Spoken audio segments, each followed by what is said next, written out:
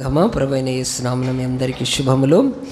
ప్రభు మనల్ని ఈ యొక్క సెప్టెంబర్ మాసము 2వ ఆదివారం దాటి 3వ ఆదివారంలో మనమందరం కూడా ప్రభు సన్నిధిలో ఆయన పరిశుద్ధ వాక్యాన్ని ధ్యానించడానికి దేవుడిచ్చిన కృపకై దేవునికి మహిమ చెల్లించుకుందాం. మత్తయి సువార్త 13వ అధ్యాయము 24వ వచనంలో మొదటి ఉపమానం చూడండి. అక్కడ ఇది కూడా నేను చెప్పాను. ఆయన మరి ఒక ఉపమానం వారితో చెప్పాను, ఏమనగా పరలోక రాజ్యం తన పొలంలో మంచి విత్తనం విత్తిన ఒక మనుష్యుని పోలి ఉందని చెప్పాడు. ఏం చెప్పాడు? ఈ యొక్క పరలోక రాజ్య విషయమై ఒక మనుష్యుడు వెళ్ళి తన పొలంలో మంచి విత్తనం విత్తాడు. అది గోధుమ. కానీ అది పెరిగిన తర్వాత ఆయన విత్తని కొన్ని గురుగులు కూడా అక్కడ వచ్చేసేసాయి. ఆ గురుగులు పెరుగుతున్నప్పుడు ఆందోళన చెందినప్పుడు యేసుప్రభు చెప్పాడు, ఇదిగో ఆ గురుగులు ఎక్కడి నుంచి వచ్చాయి అంటే, యేసుప్రభు ఆ ఉపమానంలో యజమాని అతని దాసులు నిద్రపోతున్నప్పుడు అపవాది శత్రువు వచ్చి ఆ పిచ్చి మొక్కల్ని వీడ్స్ని విత్తాడు కనుక అవి పెరిగి. అంటే యేసుప్రభు పరలోక రాజ్యం గురించి ఏం చెప్తున్నాడు అక్కడ? పరలోక రాజ్యంలో ఈ గురుగులు అనేవాళ్ళు దుష్టులు ఉంటారు. వాళ్ళు ఇదిగో దేవుడి రాకడ వరకు ఈ యొక్క పరలోక రాజ్యము సంపూర్ణమైన వరకు ఉంటారని చెప్పి మొదటి ఉపమానంలో పరలోక రాజ్యము అది ఒక పొలము లాంటిది, దాంట్లో గోధుమలు గురుగులు ఉంటాయి, ఆ గురుగులు దుష్టులు అని చెప్పారు. సో మనందరం యాక్సెప్ట్ చేయాల్సిందే అది. ఎందుకంటే యేసుప్రభు చెప్పాడు, ఆయన పరలోక రాజ్యము అంటే ఆయన రాజ్యంలో మంచి వాళ్ళు ఉంటారు, ఇలాంటి దుష్టులు కూడా ఉంటారని చెప్పాడు.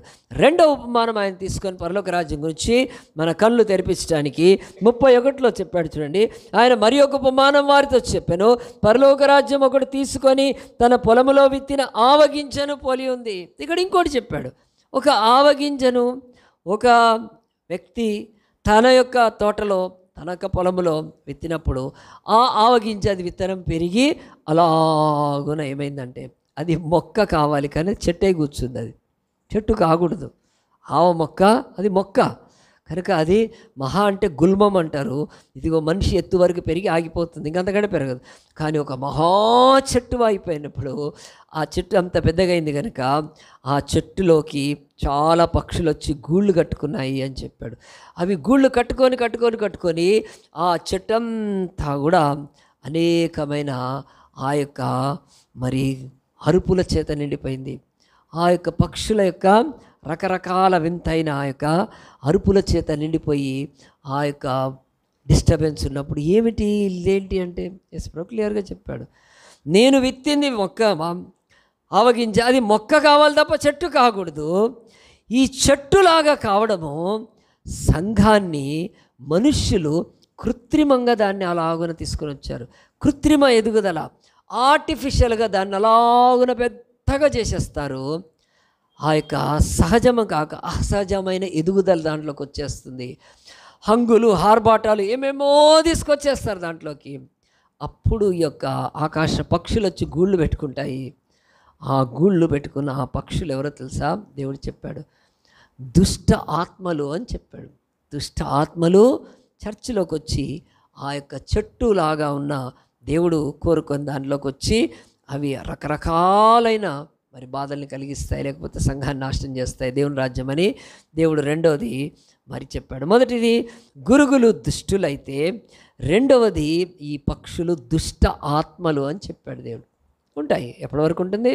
ఆయన రాజ్యం వచ్చేంత వరకు కూడా ఉంటుందని చెప్పాడు. ఈరోజు మూడవది చూడండి, ఇక్కడ దేవుని యొక్క వాక్యంలో 13వ అధ్యాయంలో 3వది 33వ వచనంలో ఆయన మరి ఒక ఉపమానం వారితో చెప్పాను, పరలోక రాజ్యం ఎలాగుంటుంది? ఒక స్త్రీ తీసుకొని పిండి అంతయు పులిసి పొంగు వరకు 3 కుంచెముల పిండిలో దాన్ని పెట్టిన పుల్లని పిండిని పోలి ఉన్నది అని యేసు ప్రభు. చూడండి ఇక్కడ స్క్రీన్ మీద ఒక స్త్రీ ఏం చేస్తుందంటే ఒక పుల్లని పిండి తీసుకొని ఆమె ఆ యొక్క మరి ప్రభు సన్నిధిలో ఒక స్త్రీ కూర్చొని ఆమె పిండికి కూర్చొని ఉంది. ఆమె ఏం చేస్తుందంటే చక్కగా ఆ యొక్క పుల్ల తీసుకొని ఆ యొక్క 3 అంచెలు ఎంత అండి ఇక్కడ బైబిల్లో చూడండి, దేవుని యొక్క వాక్యముల ప్రకారము 3 కుంచెముల పిండిలో దాన్ని కదండి 3 కుంచెముల పిండిలో అని చెప్పి ఇక్కడ చూడండి, ఇక్కడ 3 కుంచెముల పిండి అన్నప్పుడు ఈ స్త్రీ ఈ యొక్క పిండి గురించి చెప్పినప్పుడు యేసుప్రభు ఈ ఉపమానంలో దాని వివరణ ఏమని ఇచ్చాడా? ఏమి ఇవ్వలేదండి, వివరణ ఏమి ఇవ్వలేదు. ఉట్టిగా ఇలాగ ఉంటుంది అని చెప్పేశాడు. చెప్పినప్పుడు ఈ వివరణలో దేవుడు దీన్ని ఎందుకు యూజ్ చేశాడండి? ఒక పిండి అంటే ఈరోజు భూమి మీద మనుషులందరూ కూడా ఆహారం తినే బతకాలి కనుక ఎక్కువ మటుకు రొట్టెలు తింటారు కనుక భూమి మీద ప్రజలు ఎక్కువ మంది రొట్టెలు తింటారు. మనం రైస్ తింటాం, సౌత్ ఇండియన్స్ కొద్దిమంది, కానీ మన నార్త్ ఇండియాలో కూడా రొట్టెలే తింటారు కనుక ఇలాగున ఒక పిండి తీసుకొని దాన్ని పులియబెట్టడానికి ఒక చిన్న పులిసిన పిండిని దాంట్లో కలపడము, ఇది అందరికీ తెలుసు కదండి. ఏ సామాన్యుడికైనా, ఏ చదువుకోని వాళ్ళకైనా, ఏ యొక్క పామరులకైనా, ఈ లోకంలో ఏమీ కూడా తెలియని వాళ్ళకు కూడా ఆహారం చేసుకొని ఆ యొక్క రొట్టె చేసుకునేది తెలుసు కదా. అలాగున్న దేవుడి ఉపమానాన్ని చెప్పినప్పుడు మనం ప్రశ్న వేసుకుంటే, ఒకటి దేవుడు దీంట్లో ఏమని చెప్పాలనుకుంటున్నాడు? ఒకటి దేవుడు చెప్తున్నాడు, 3 కుంచెల ఆ యొక్క పిండి, ఆ యొక్క 3 కుంచెల పిండి దాంట్లో ఈ యొక్క పులిసింది పిండి కొద్దిగా కలుపుతారు. ఎందుకంటే అది ఇంక్రీజ్ కావటానికి ఎందుకు అని అంటే, ఖచ్చితంగా పిండిని రొట్టె చేస్తే అది రుచి ఉండదు పులియని పిండి కలగకపోతే. అలాగున్న దేవుడి మనం చెప్తూ మనకు మొట్టమొదటగా ఏం చెప్తున్నానంటే, మనం పిండిని తీసుకుందాం మొదట. రెండోది ఈ పులిసిన పిండిని తీసుకుందాం. దీంట్లో కలిపే ఈస్ట్ అంటారు కనుక మొదట ఈ యొక్క 3 కుంచెముల రొట్టె అని పిండి అంటున్నాడు. బైబిల్లో ఎక్కడుంది చూడండి ఒకసారి. దేవుని యొక్క వాక్యంలో ఆదికాండం 18వ అధ్యాయం తీస్తే, దేవుని యొక్క మరి తండ్రి కుమార పరిశుద్ధాత్మ దేవుడు ఇదిగో అబ్రహాము ఇంటికి ఒకప్పుడు వచ్చినట్టు, ఆయన ఇంటిలో భోజనానికి కూర్చున్నట్టు, ఆ యొక్క భోజనం చేసినట్లు బైబిల్లో రాయబడింది. కనుక అబ్రహాము సింధూరం ఆ యొక్క వనం దగ్గర మమ్రే వృక్షం దగ్గర ఎండవేళ కూర్చున్నప్పుడు తండ్రి కుమార పరిశుద్ధాత్మ దేవుడుగా ఆయన ఇంటికి వచ్చాడని చెప్పి, అప్పుడు అబ్రహాం పరిగెత్తుకుంటూ వెళ్ళి, అయ్యా కాళ్ళు కడుక్కోండి, అలసట తీర్చుకోండి, మీ ప్రాణం బలపరుచుకోండి, మీరు తర్వాత వెళ్ళొచ్చు అని చెప్పి 18వ అధ్యాయంలో ఆ మాటలు అన్న తర్వాత 6వ వచనంలో చూడండి, అబ్రహాము గుడారంలో ఉన్న శారా యొద్దకు త్వరగా వెళ్ళి, నువ్వు త్వరపడి 3 మానికల మెత్తని పిండి తెచ్చి పిసికి రొట్టెలు చేయమని. ఇక్కడ 3 మానికలు అని చెప్తున్నాడు. 3 మానికలు కరెక్ట్గా ఇక్కడ కూడా 3 కుంచెములని కొత్త నిబంధనలు ఉంటే, పాత నిబంధనలో 3 మానికల ఆ యొక్క పిండి తీసుకొని రొట్టె చేసినప్పుడు తండ్రి కుమార పరిశుద్ధాత్మ దేవుడు ఆ ఇంట్లో రొట్టె తిన్నాడా? మరి తిన్నట్టుగానే బైబిల్ ఉంది. మరి ఆ దేవుడికి మనలాగా ఆహారం అవసరం లేదండి. మనలాగా ఈ యొక్క భూమి మీద ప్రాణులమైన మనం బ్రతకటానికి కావాల్సిన ఆహారము ఆయనకు అవసరం ఉండదు. కానీ ఆ యొక్క అబ్రహాము ఇంటిలో భోజనం చేశాడని, రక్త మాంసాల ద్వారా ధరించుకొని ఆయన కొద్దిసేపు అలాగున భోజనం చేశాడని బైబిల్ చెప్తున్నప్పుడు 3 మానికలు అని రాయబడింది. తర్వాత ఇంకొంచెం ముందుకు రండి, న్యాయాధిపతుల గ్రంథం తీయండి. న్యాయాధిపతుల గ్రంథంలో దేవుని యొక్క వాక్యంలో ఇంకొక ఆయన కూడా ఇలాంటిగా చేశాడని దేవుని యొక్క వాక్యం చెప్తుంది. 6వ అధ్యాయంలో గిద్యోను అనే ఒక మహాశూరుడు ఇశ్రాయేలుకు మంచి ఆ యొక్క న్యాయాధిపతిగా, రక్షకుడుగా దేవుడు ఇచ్చినప్పుడు, అతడు ఈ యొక్క న్యాయాధిపతుల గ్రంథం 6వ అధ్యాయంలో దేవుని యొక్క వాక్యంలో చూడండి, దేవుడు అతన్ని దర్శించినప్పుడు, నువ్వు వెళ్ళిపోవద్దు, నీకు నేను చక్కటి నైవేద్యం పెడతానని చెప్పి 19వ వచనంలో, అప్పుడు గిద్యోను లోపలికి పోయి ఒక మేకపిల్లను తూమెడు పిండితో పొంగని భక్ష్యములను సిద్ధపరిచి ఆ మాంసమును గంపలో ఉంచి అది వండిన నీళ్లను కుండలో ఉంచి అని చెప్పి, ఈ యొక్క గిద్యోను అనే ఒక న్యాయాధిపతి ఇశ్రాయేలుకు ఏం చేశాడంటే, తూమెడు పిండి తీసుకొని పొంగని భక్ష్యములు అంటే దాంట్లో పులిసింది కలపలేదు, పొంగని భక్ష్యములు, పొంగని రొట్టెలే ఆ యొక్క దేవుడికి ఆ యొక్క పెట్టాడు. దేవుడు ఆ రోజు దూతగా ఉన్నాడు అక్కడ, మనకు దానిలో బైబిల్లో పూర్తి వెళ్ళలేదు. కానీ అడిగినప్పుడు ఆ దేవుని దూత ఏం చేశాడంటే, తన చేతిలో ఉన్న కర్రను అలాగున రాయికి తగిలించినప్పుడు దాంట్లో వచ్చి మంట వచ్చి అగ్నితో కాలిపోయి ఆ నైవేద్యం అంతా కూడా అయిపోయినప్పుడు దేవుడు స్వీకరిస్తున్న అగ్ని జ్వాలలో దేవుని దూత పరలోకానికి వెళ్ళిపోయాడు. దేవుడు ఆయన కనుక వెళ్ళిపోయాడు. కనుక ఇక్కడ కూడా తూమెడు పిండి తీసుకొని భక్షాలు చేసి, రొట్టెలు చేసి, అది కూడా పులి అనేది దాంట్లో పెట్టకుండా అక్కడ దేవుడు పెట్టాడని చెప్తుంది. ఇక వాక్యం చెప్తుంది. 3వ చూడండి, కొంచెం ముందుకు రండి. న్యాయాధిపతుల తర్వాత 1 సమూయేలు గ్రంథం తీయండి. 1 సమూయేలు గ్రంథంలో ఒక స్త్రీ ఉంది, ఆమె పేరు హన్నా. ఆమె సంతానం లేక ఎన్నో సంవత్సరాలు ఎంత దుఃఖపడి బాధపడి చివరికి ప్రార్థన చేస్తున్నప్పుడు షిలోహు దేవాలయంలో దేవుని యొక్క స్వరం విని, ఆ రోజు ఆమెకు ఏలియా ద్వారా విని, అమ్మ నువ్వు తప్పక పిల్లల్ని కంటావు వెళ్ళు అన్నప్పుడు ఆమె దేవాలయాన్ని వదిలి వెళ్ళిపోయింది. తర్వాత గర్భవతి అయింది, కుమారుని కనింది. అతనికి పాలిచ్చే వరకు పెంచింది, పాలు పాలు తాగే వయసు. ఆ తర్వాత ఆ పాలు మాన్పించే సమయానికి ఈ తల్లి సమూయేలు యొక్క తల్లి హన్నా ఎక్కడికి వెళ్ళింది? దేవాలయానికి వెళ్ళింది. ఏం చేసింది చూడండి 24వ వచనంలో, మొదటి అధ్యాయం 24, 1 శామ్యూయల్ 1:24లో, పాలు మాన్పించిన తర్వాత అతడు ఇంకా చిన్నవాడై ఉండగా ఆమె ఆ బాలుని ఎత్తుకొని 3 కోడెలను తూమెడు పిండిని ద్రాక్షరసపు తిత్తిని తీసుకొని ఆమె షిలోహులో మందిరంకి వెళ్ళింది. ఇక్కడ కూడా దేవాలయంకి వెళ్ళినప్పుడు తూమెడు పిండితో ఆ యొక్క రొట్టెలు చేసుకొని భక్షాలు చేసి తీసుకెళ్ళి దేవుడికి సమర్పించడం. ఇక్కడ బైబిల్లో ఇవన్నీ తూమెడు, ఆ తర్వాత 3 మానికలు 3 కుంచెములు అన్నప్పుడు ఏంటంటే అర్థం, దేవుడు బైబిల్లో చెప్పేది ఏంటంటే ఇది చిన్న క్వాంటిటీ కాదు, ఇది చాలా పెద్దదే. ఎంతమంది అంటే 100 మంది రొట్టెలు తినేంతగా ఈ తూమెడు పిండితో చేయొచ్చు. 3 మానికల పిండితో 100 మందికి ఆ యొక్క తప్పకుండా రొట్టె పెట్టచ్చు. కనుక దేవుడు ఇక్కడ మొదట పిండి గురించి మనతో మాట్లాడుతున్నప్పుడు 3 మానికల పిండి అంటే దేవుడు ప్రపంచంలో ఆయన రాజ్యము అందరికీ సఫిషియంట్. ప్రతి వాళ్ళు ఆ రాజ్యంలో మేలు పొందొచ్చు, ఆశీర్వాదం పొందొచ్చు, దీవెన పొందొచ్చు. ప్రతి వారికి కావాల్సిన ఆరోగ్యము, ప్రతి వారికి కావాల్సిన ఆనందము, ప్రతి కావాల్సిన ఆశీర్వాదము, ప్రతి వారి ఆకలి తీర్చే అంత క్వాంటిటీ రొట్టె ఆయన చెప్తున్నాడు. ఆ పిండికి సూచనగా ఉంది. కనుక యేసు ప్రభు అంటున్నాడు, నా రాజ్యం ఏదో చిన్నది కాదు, నా తండ్రి ఏంటి అనేక నివాసాలు ఉన్నాయి. ఎంతమంది అయినా రావచ్చు ఆ రాజ్యంలోకి, వాళ్ళెవరైనా రావచ్చు, అంత విశాలమని దేవుడు ఆ రోజు 3 కుంచెల ఆ యొక్క పిండి 100 మందికి రొట్టె 100 మందికి వస్తుంది. ఇక్కడ 100 అంటే నంబరా అండి, కౌంటా కాదు. అప్పుడప్పుడు మనం ఏం చేస్తాం తెలుసా, ఎవరైనా మీరు భోజనాలు పెడతా అంటారు, రండి 100 మంది రండి పెడతామంటారు. అంటే 100 మంది అంటే నంబర్ కౌంట్ చేశా కాదు. 100 మంది అంటే అక్కడ మన భావం ఏంటి, మేము ఎంతమంది వచ్చినా అన్నం పెడతాము అని ఒక మాటగా, రండి 100 మంది అయినా నేను చూసుకుంటాను, రండి 100 మందికైనా నేను అనే మాట వాడుతున్నప్పుడు అది కేవలము అక్కడ నంబర్ కాదు ఇంపార్టెంట్, మేము ఎంతైనా కానీ పెట్టగలుగుతాం. యేసు ప్రభు అన్నాడు, నా రాజ్యము 3 మానికల పిండి అంటే నా రాజ్యం అందరికీ సరిపోయేంత అని చెప్తూ యేసు ప్రభు అది మొదట పిండి గురించి మాట్లాడినప్పుడు, రెండవది పులిసిన పిండి ఏమిటి, ఈస్ట్ అంటారు కదండి.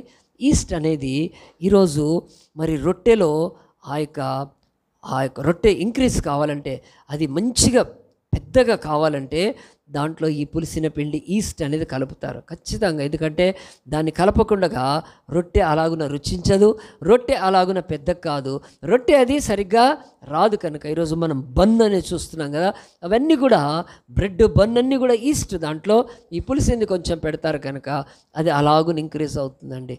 కనుక మొన్న last week 1st week off సెప్టెంబర్లో అనుకుంటా ఒక పాస్టర్ గారు నాకు ఫోన్ చేసి, నేను ఫోన్ చేసి అడిగాను. ఆయన మాకు కొరియా నుంచి ఆ యొక్క పరిచయమైన పాస్టర్, బ్రదర్ ఎట్లా ఉన్నారంటే బాగానే ఉన్నాం బ్రదర్. వాళ్ళ ఏరియా అంతా మునిగిపోయింది, విజయవాడ ఆ సింగినగర్తో పాటు ఆ యొక్క 1 టౌను కృష్ణలకి ఎన్నో ప్రాంతాలు మునిగిపోయినాయి.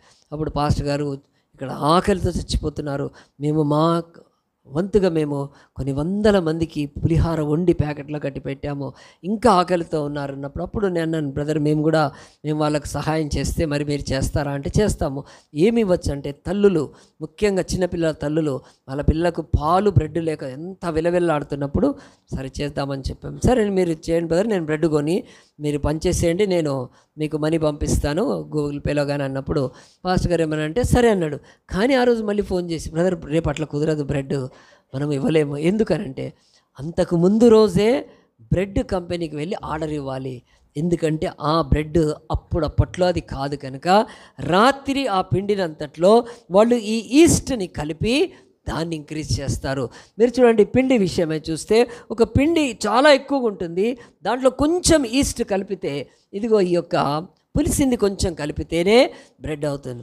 మరి ఎంతమందికి అన్నాడు, ఒక 500 మందికి ఇవ్వండి పాస్ట్ అన్నాడంటే 500 అంటే చాలా, సరే 400 ఇస్తామని చెప్పాను.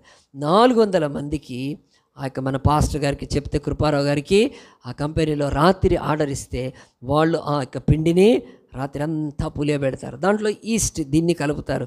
కలిపిన తర్వాత అది బ్రెడ్ అయినాక 400 బ్రెడ్ ప్యాకెట్లు మొత్తం ఒక ట్రాక్టర్లో నిండిపోయిందండి. మంచిగా పెట్టుకున్నారు. ఇట్లా అని పెట్టుకొని ఆ బ్రెడ్ను తీసుకెళ్ళి మిల్క్ ప్యాకెట్ ఇస్తే పంచారు. మొత్తం ఊరిలో ఎంత అలలాడుతారు. ఇక్కడ వరకు నీళ్లు, పాస్టర్ గారు ఆ నీళ్ళల్లో తిరుగుతూనే వాళ్ళందరికీ కూడా పంచుతూ మంచిగా మన చర్చికి కూడా థ్యాంక్స్ చెప్పాడండి. ఉన్నాయి ఆ వీడియోస్ అన్ని పంపించాడు. మరి అజయ్ పాల్ గారికి ఎన్టీసీ చర్చ్కి మరి చాలా థ్యాంక్స్ అని చెప్పి అక్కడున్న పేదవాళ్లకు కొంత బ్రెడ్ ఒక్కసారికి కొంచెం మిల్క్ అని ఇచ్చాం. కనుక నేను ఎందుకు ఈ మాటలు చెప్తానంటే, పిండి ఎంతదైనా సరే అది బ్రెడ్గా ఇలాగున్న బన్నుగా మంచి రొట్టెగా కావాలంటే దాంట్లో పులిసింది పెట్టాలి అని చెప్తున్నాడు. సో ఈ యొక్క పులిసింది ఎంత అవసరం అంటే మంచి రుచికరమైన బ్రెడ్కి అవసరమైతే ఇప్పుడు యేసుప్రభు చెప్పిన ఉపమానంలో పిండి ఉంది, పులిసిన పిండి ఉంది. పులి అని అంటే మామూలు పిండి 3 మానికల పిండి, పులిసింది కొంచెమే ఉంటుంది. ఇప్పుడు దీంట్లో దేవుని రాజ్యం గురించి ఏమిటి అంటే, ఈ దేవుని రాజ్యం గురించి అనాది కాలంగా భక్తులు లేకపోతే ఈ యొక్క బైబిల్ పండితులు ఇప్పటికీ కూడా ఏం చెప్తున్నారంటే, ఈ పిండి లోకము, ఈ పిండి లోకము, 3 మానికలంత పిండి లోకము, ఆ లోకములో పులిసిన పిండి దేవుని రాజ్యము. అది ఆ యొక్క దాంట్లోకి చేరి తర్వాత అది మెల్లగా కనిపించకుండా అలాగున మొత్తం పిండి అంతా విస్తరించిపోతుంది. ఆ చిన్న పులిసిన పిండి 3 మానికల పిండిలోకి ప్రవేశించి దాన్ని పులియ చేసేస్తుంది. తర్వాత రొట్టెగా చేసుకోవచ్చు అన్నప్పుడు ఈ యొక్క చిన్న పులిసిన పిండి ఇలాగున పెద్దగా విస్తరించి ఆ యొక్క పిండి అంతట్లోకి విస్తరించి ఏమిటి అని అంటే, బైబిల్ పండితులు చాలామంది ఏం చెప్పారంటే, దేవుని రాజ్యము చిన్నగా ప్రారంభమైంది. అది యెరూషలేములో ఒక 12 మంది అపోస్తులు, ఒక 70 మంది ఆ యొక్క విశ్వాసులతో ప్రారంభమైంది. అది యెరూషలేములోంచి ఒక్క రాజ్యంలోంచి 210 రాజ్యాల్లోకి 210 దేశాల్లోకి విస్తరించిపోయింది. ఇది యేసుప్రభు చెప్పిన భావము అన్నారండి. మరి ఇది ఎంతవరకు నిజం? పులిసిన పిండి మొత్తం పిండిలోకి స్ప్రెడ్ అయిపోతుంది. అదే దేవుని రాజ్యం. దేవుని రాజ్యం చాలా ప్రారంభంగా చిన్నగా ఉండింది. యెరూషలేములో ఆ కొద్ది మంది పేతురు, యోహాను, ఆంద్రే, బర్తలోమేవు చేపలు పట్టుకునేవాళ్ళు, ఏమీ లేని వాళ్ళ తర్వాత ఇప్పుడు ప్రపంచంలో 210 దేశాల్లోకి చర్చ్ దేవుని రాజ్యం విస్తరించిపోయింది. ఇదే అని చెప్పి అంటున్నారు. ఇది ఎంతవరకు కరెక్ట్ అండి? ఇప్పటికీ కూడా చెప్పేవాళ్ళు ఉన్నారు ఇట్లా. కానీ మన న్యూ టెస్ట్మెంట్ చర్చ్ అలాగున్న తీసుకోదండి. నిజంగా వాక్యాన్ని సరిగ్గా ధ్యానించాలి. ఎందుకనంటే ఈరోజు ఈ యొక్క పరిశుద్ధ వాక్యంలో యేసు ప్రభు ఒకసారి ఏదైనా చెప్పాడంటే, దాన్ని వివరించాడంటే అది బైబిల్ అంతా అలాగునే ఉండాలి. అది మారటానికి వీలు లేదు. ఎందుకు మారటానికి వీలు లేదు? యేసు ప్రభు ఒకసారి ఒకటి చెప్పి ఇంకోసారి ఇంకోటి చెప్తే దాని భావానికి అర్థము శ్రోతలు కన్ఫ్యూజ్ అయిపోతారు, వినేవాళ్ళు కన్ఫ్యూజ్ అయిపోతారు కదా. ఒక స్టోరీలో ఒక వ్యక్తికి ఒక క్యారెక్టర్ ఇచ్చినప్పుడు చెల్లో అనే అక్క అని చెప్పినాక అలాగున స్టోరీ వెళ్ళిన తర్వాత కొద్దిసేపు వెళ్ళాక ఆ చెల్లె అత్తమ్మ అయిపోతే, లేకపోతే ఆ చెల్లె వదిన అయిపోతే అది ఎట్లుంటుంది? అది చాలా కష్టం. ఎందుకంటే ఒక వ్యక్తి రిలేషన్ పెట్టినప్పుడు ఆ స్టోరీ కంప్లీట్ అయ్యేంతవరకు అదే కంటిన్యూ చేస్తేనే అది సరైంది, లేకపోతే గందరగోళమే. కనుక యేసు ప్రభువు కూడా ఆయన పులిసిన దాని గురించి, పిండి గురించి చెప్పినప్పుడు ఆయన ఎట్టి పరిస్థితుల్లో కన్ఫ్యూజ్ చేయలేదు. కానీ ఈరోజు చాలామంది దానికి తప్పుడు వ్యాఖ్యానం చేసి దాన్ని చాలా నాశనం చేసేసారు. మనం అలాగున కాకుండా ఆ పులిసిన పిండి ఏంటో మనం చూద్దాం ఈరోజు. పులిసిన పిండి అని అంటే బైబిల్ ఏం చెప్తుందనంటే, నేను ఒక ఉదాహరణ చెప్తాను. ఒకటి నాకు జరిగింది. ఒక 25 years back, more than 25 years, మా ఇంటికి 2 స్త్రీలు వచ్చారండి. వచ్చినప్పుడు అప్పుడు పాస్టర్ అమ్మ, మా అమ్మ ఇద్దరు ఉన్నారు. వాళ్ళతో మాట్లాడారు. మాట్లాడి చాలాసేపు అది చేసినాక అప్పుడు ఏం చేశారంటే, నేను లేను. అప్పుడు పాస్టర్ అమ్మ, మా అమ్మ ఏం చేశారంటే, మీరు ఇప్పుడు కాదు, మీరు వేరే టైంలో రండి. అప్పుడు మా అమ్మ చెప్పింది, మా కొడుకు ఉంటాడు, అప్పుడు మీరు మాట్లాడచ్చు అని చెప్తే, వాళ్ళు తర్వాత టైం తీసుకొని సెట్ చేసుకొని మంచిగా వచ్చారు. వాళ్ళిద్దరు వచ్చిన తర్వాత కూర్చున్నాక వాళ్ళు మాట్లాడుతున్నప్పుడు వాళ్ళు ఏం చేశారంటే, మీరు యేసుక్రీస్తుని ఆరాధిస్తున్నారు కదా, నమ్ముతున్నారు కదా అంటే, అవునంటే కాదు, ఆయన దైవము కాదు అని చెప్పారు. ఇక మొదలుపెట్టారు. నాకు అర్థం కాలేదు, ఎందుకు కాదు? ఆయన ఇప్పుడు యేసుక్రీస్తు దైవము కాదని అన్యులు అనుకోవచ్చు, వాళ్ళు చూస్తే అట్లాగా లేరు. వాళ్ళు కనుక నాకేదో సువార్త చెప్తారు. యేసుక్రీస్తు ఆయనకు దైవత్వం లేదు, ఆయన మానవుడే అని చెప్తున్నప్పుడు కొద్దిసేపటికి నాకు అర్థమైంది ఏంటంటే, వాళ్ళు ఎవరిని ఫోకస్ చేస్తున్నారంటే యెహోవా దేవుణ్ణి ఫోకస్ చేస్తున్నారు. వాళ్ళు వాచ్ టవర్ అని కావలి అని ఒక వస్తుంది, కావలి కోట అని ఒక మ్యాగజైన్ వస్తుంది, వాచ్ టవర్ అని ఒక మ్యాగజైన్ వస్తుంది. వాళ్ళు చూసినాక నాకు అర్థమైంది అంటే వాళ్ళు ఎవరిని దేవుడు అని నమ్ముతారంటే యెహోవాను దేవుడు అని నమ్ముతారు. యేసుక్రీస్తు దేవుడు కాదు, ఆయన మనిషే, కానీ ఆయన చనిపోయి పునరుత్థానుడు అయినాక దైవత్వాన్ని ఆపాదించుకున్నాడు అని చెప్పి వాళ్ళు అనేక రకాల తర్వాత పరలోక రాజ్యానికి కూడా అందరూ వెళ్ళరు. ఈ యొక్క బైబిల్లో ఉన్న 1,144,000 మందే వెళ్తారు, వాళ్ళు తప్ప ఇంకెవరు పరలోక రాజ్యానికి. ఇలాంటి చాలా ఉన్నాయండి. నేను విన్నాను వాళ్ళతో వాదిస్తున్నాను ఎంతసేపు అయినా కానీ వించాలి. చివరికి నేను అడిగాను, మీరు దేవుడు ఉన్నారని నమ్ముతారా? నేను అడిగాను, వాళ్ళు అవునన్నారు. మరి చెప్పండి ఎవరంటే యేసుక్రీస్తు అయితే దేవుడు కాదు, ఆ తర్వాత యెహోవా దేవుడు కాదు. కనుక మరి అన్నప్పుడు మరి ఆయనైనా దేవుళ్ళు ఇంకా చాలామంది ఉన్నారు కదా అంటే భూమి మీద 33 కోట్ల మంది దేవుళ్ళు కూడా ఉన్నారు, ఇక్కడ నమ్ముతారు. మరి నేను అడిగాను, మీరు ఆ యొక్క దేవుడు కాకుండా ఇంకొక దేవుడు కూడా ఉన్నాడు, మీకు తెలుసా అని అడిగానంటే అవునండి. ఏం తెలియదు అన్నారు. నేను చెప్తాను ఆ దేవుడి పేరు అని చెప్పినప్పుడు నేను చెప్పానంటే ఆయన పేర్లు చార్లెస్ రస్సెల్ అని చెప్పాను. ఆయన ఏంటి, ఆయన కూడా దేవుడా అంటున్నాను. అవును దేవుడే అన్నాను నేను. చార్లెస్ టెజ్ రస్సెల్ అంటే ఆయన అనగానే అలా మొహాలు కొంచెం ఇదైనాయి. అవును నేను అన్నాను, చార్లెస్ కూడా దేవుడే అంటే ఎట్లా దేవుడు అంటే మీరు నమ్ముతున్న ఈ యొక్క జెహోవా విట్నెస్ ఆడే స్టార్ట్ చేశాడు, మీరు అతన్ని కూడా దేవుడిగా నమ్ముతారు. ఇప్పుడు యెహోవా దేవుడు కాదు, మీకు అసలు యేసుక్రీస్తు కాదు, మీరు ప్రతి ఇంటింటికి తిరుగుతూ ఇదిగో ఈ దరిద్రపు యేసుక్రీస్తు దైవము కాదని, ఆయనకు దైవత్వం లేదని ఇలాగున చెప్తున్న మీకు ఇంకొక దేవుడు ఉన్నాడు, ఆడి చేత నడిపబడుతున్నాడు, అతని పేరులో చార్లెస్ రస్సెల్ అని చెప్పాను నేను. అనగానే మొహాలు ఎల్లబెట్టారు. ఇంకా అక్కడి నుంచి ఇక వాళ్ళను మస్తు ఆడుకున్నాను నేనైతే. ఇక పాస్టర్ అమ్మ తర్వాత మా అమ్మ కూడా నవ్వుతూ ఉన్నారు. ఇక ఎన్నో రకాలైన మాటలు, ఎందుకంటే వాళ్ళ విషయం నాకు అర్థమైంది. వాళ్ళు క్రీస్తును నమ్ముతున్న అనేక విశ్వాసులను చెడగొట్టడానికి తండ్రే దేవుడు తప్ప కుమారుడు అనేవాళ్ళు లేడు, ఆయనకు దైవత్వం లేదనే జెహోవా విట్నెస్ అనేవాళ్ళు, యెహోవా సాక్షులు తిరుగుతుంటుంటారు. ఆ గుంపు 5 స్త్రీలు తర్వాత చాలాసేపు మాట్లాడినాక ఇంకా వాళ్ళకి ఇక వాక్యాలు కాదని చెప్పి వేరే వాటిలోకి వెళ్ళి ఎంతసేపు అంటే ఇష్టం ఉన్నట్టు ఆడుకుంటే వాళ్ళు ఈ వాక్యాలను అయితే నమ్మలేకపోయారండి. మనమైతే చూద్దాం చూడండి, నిజంగా ఈరోజు యేసుక్రీస్తు దేవుడు కాదా, యేసుక్రీస్తుకు దైవత్వం లేదా, యేసుక్రీస్తు దైవం కానప్పుడు ఆయన ఎలాగునా ఈరోజు కదా నేనే మార్గం నేనే సత్యం నేనే జీవం అని చెప్తాడు. నన్ను చూసినవాడు తండ్రి యందు చూసినవాడని, నేనును నా తండ్రి యందు ఏకమై ఉన్న, ఇవన్నీ ఎట్లా చెప్పగలుగుతాడండి యేసు ప్రభు. చూడండి యోహాను రాసిన మొదటి పత్రిక 4వ అధ్యాయంలో ఈరోజు భూమి మీద ఇలాగున జెహోవా విట్నెస్ వాళ్ళు ఏం చేస్తున్నారో, వాళ్ళు ఎంతగా మరి క్రైస్తవులను చెడగొడుతున్నారో చూడండి. యోహాను రాసిన మొదటి పత్రిక 4వ అధ్యాయం కొత్త నిబంధనలో ఆఖరి పుస్తకాల్లో ఉంటుంది కదా, అక్కడ చూడండి, దేవునికి ప్రియులారా అనేకులైన అబద్ధ ప్రవక్తలు లోకంలోనికి బయలు వెళ్ళి ఉన్నారు కనుక ప్రతి ఆత్మను నమ్మక ఆయా ఆత్మలు దేవుని సంబంధమైనవో కావో పరీక్షించండి. యేసుక్రీస్తు శరీరధారి అయి వచ్చినని ఏ ఆత్మ ఒప్పుకొనో అది దేవుని సంబంధమైనది, ఏ ఆత్మ యేసును ఒప్పుకొనదో అది దేవుని సంబంధమైనది కాదు. దీన్ని బట్టి దేవుని ఆత్మ మీరు ఎరుగుదురు. క్రీస్తు విరోధి ఆత్మ వచ్చునని మీరు విన్న సంగతి ఇదే, ఇది వరకే అది లోకములో ఉన్నది. చిన్న పిల్లలారా మీరు దేవుని సంబంధులు, మీలో ఉన్నవాడు లోకంలో ఉన్నవాడి కంటే గొప్పవాడని. మనలో యేసు ప్రభువు లేకపోతే మనం వాళ్ళని జయించలేము. జెహోవా విట్నెస్ అనే యొక్క తప్పుడు బోధలు చేస్తున్న వీళ్ళు యేసుక్రీస్తుకు దైవత్వం లేదని, ఆయనను దైవంగా కొలనవసరం లేదని, ఆయన ఆరాధించడానికి అవసరం లేదని యెహోవా దేవుని యొక్క సన్నిధిలోనే అని చెప్పి వాళ్ళందరూ వాళ్ళు ఒక ప్రశ్న వేశారు నాకు. ఏం ప్రశ్న వేశారంటే మీరు పరలోక ప్రార్థన చెప్పండి అన్నారు. 2 వచ్చిన ఆడవాళ్ళు. నేను చెప్పాను, పరలోకమందున మా తండ్రి నీ నామము పరిశుభ్ర నీ రాజ్యము, అదిగో యేసుప్రభే చెప్తున్నాడు ఆయనకు రాజ్యం లేదు, పరలోక తండ్రికే రాజ్యం ఉంది అని చెప్పి నాతో వాదించడం మొదలుపెట్టారని.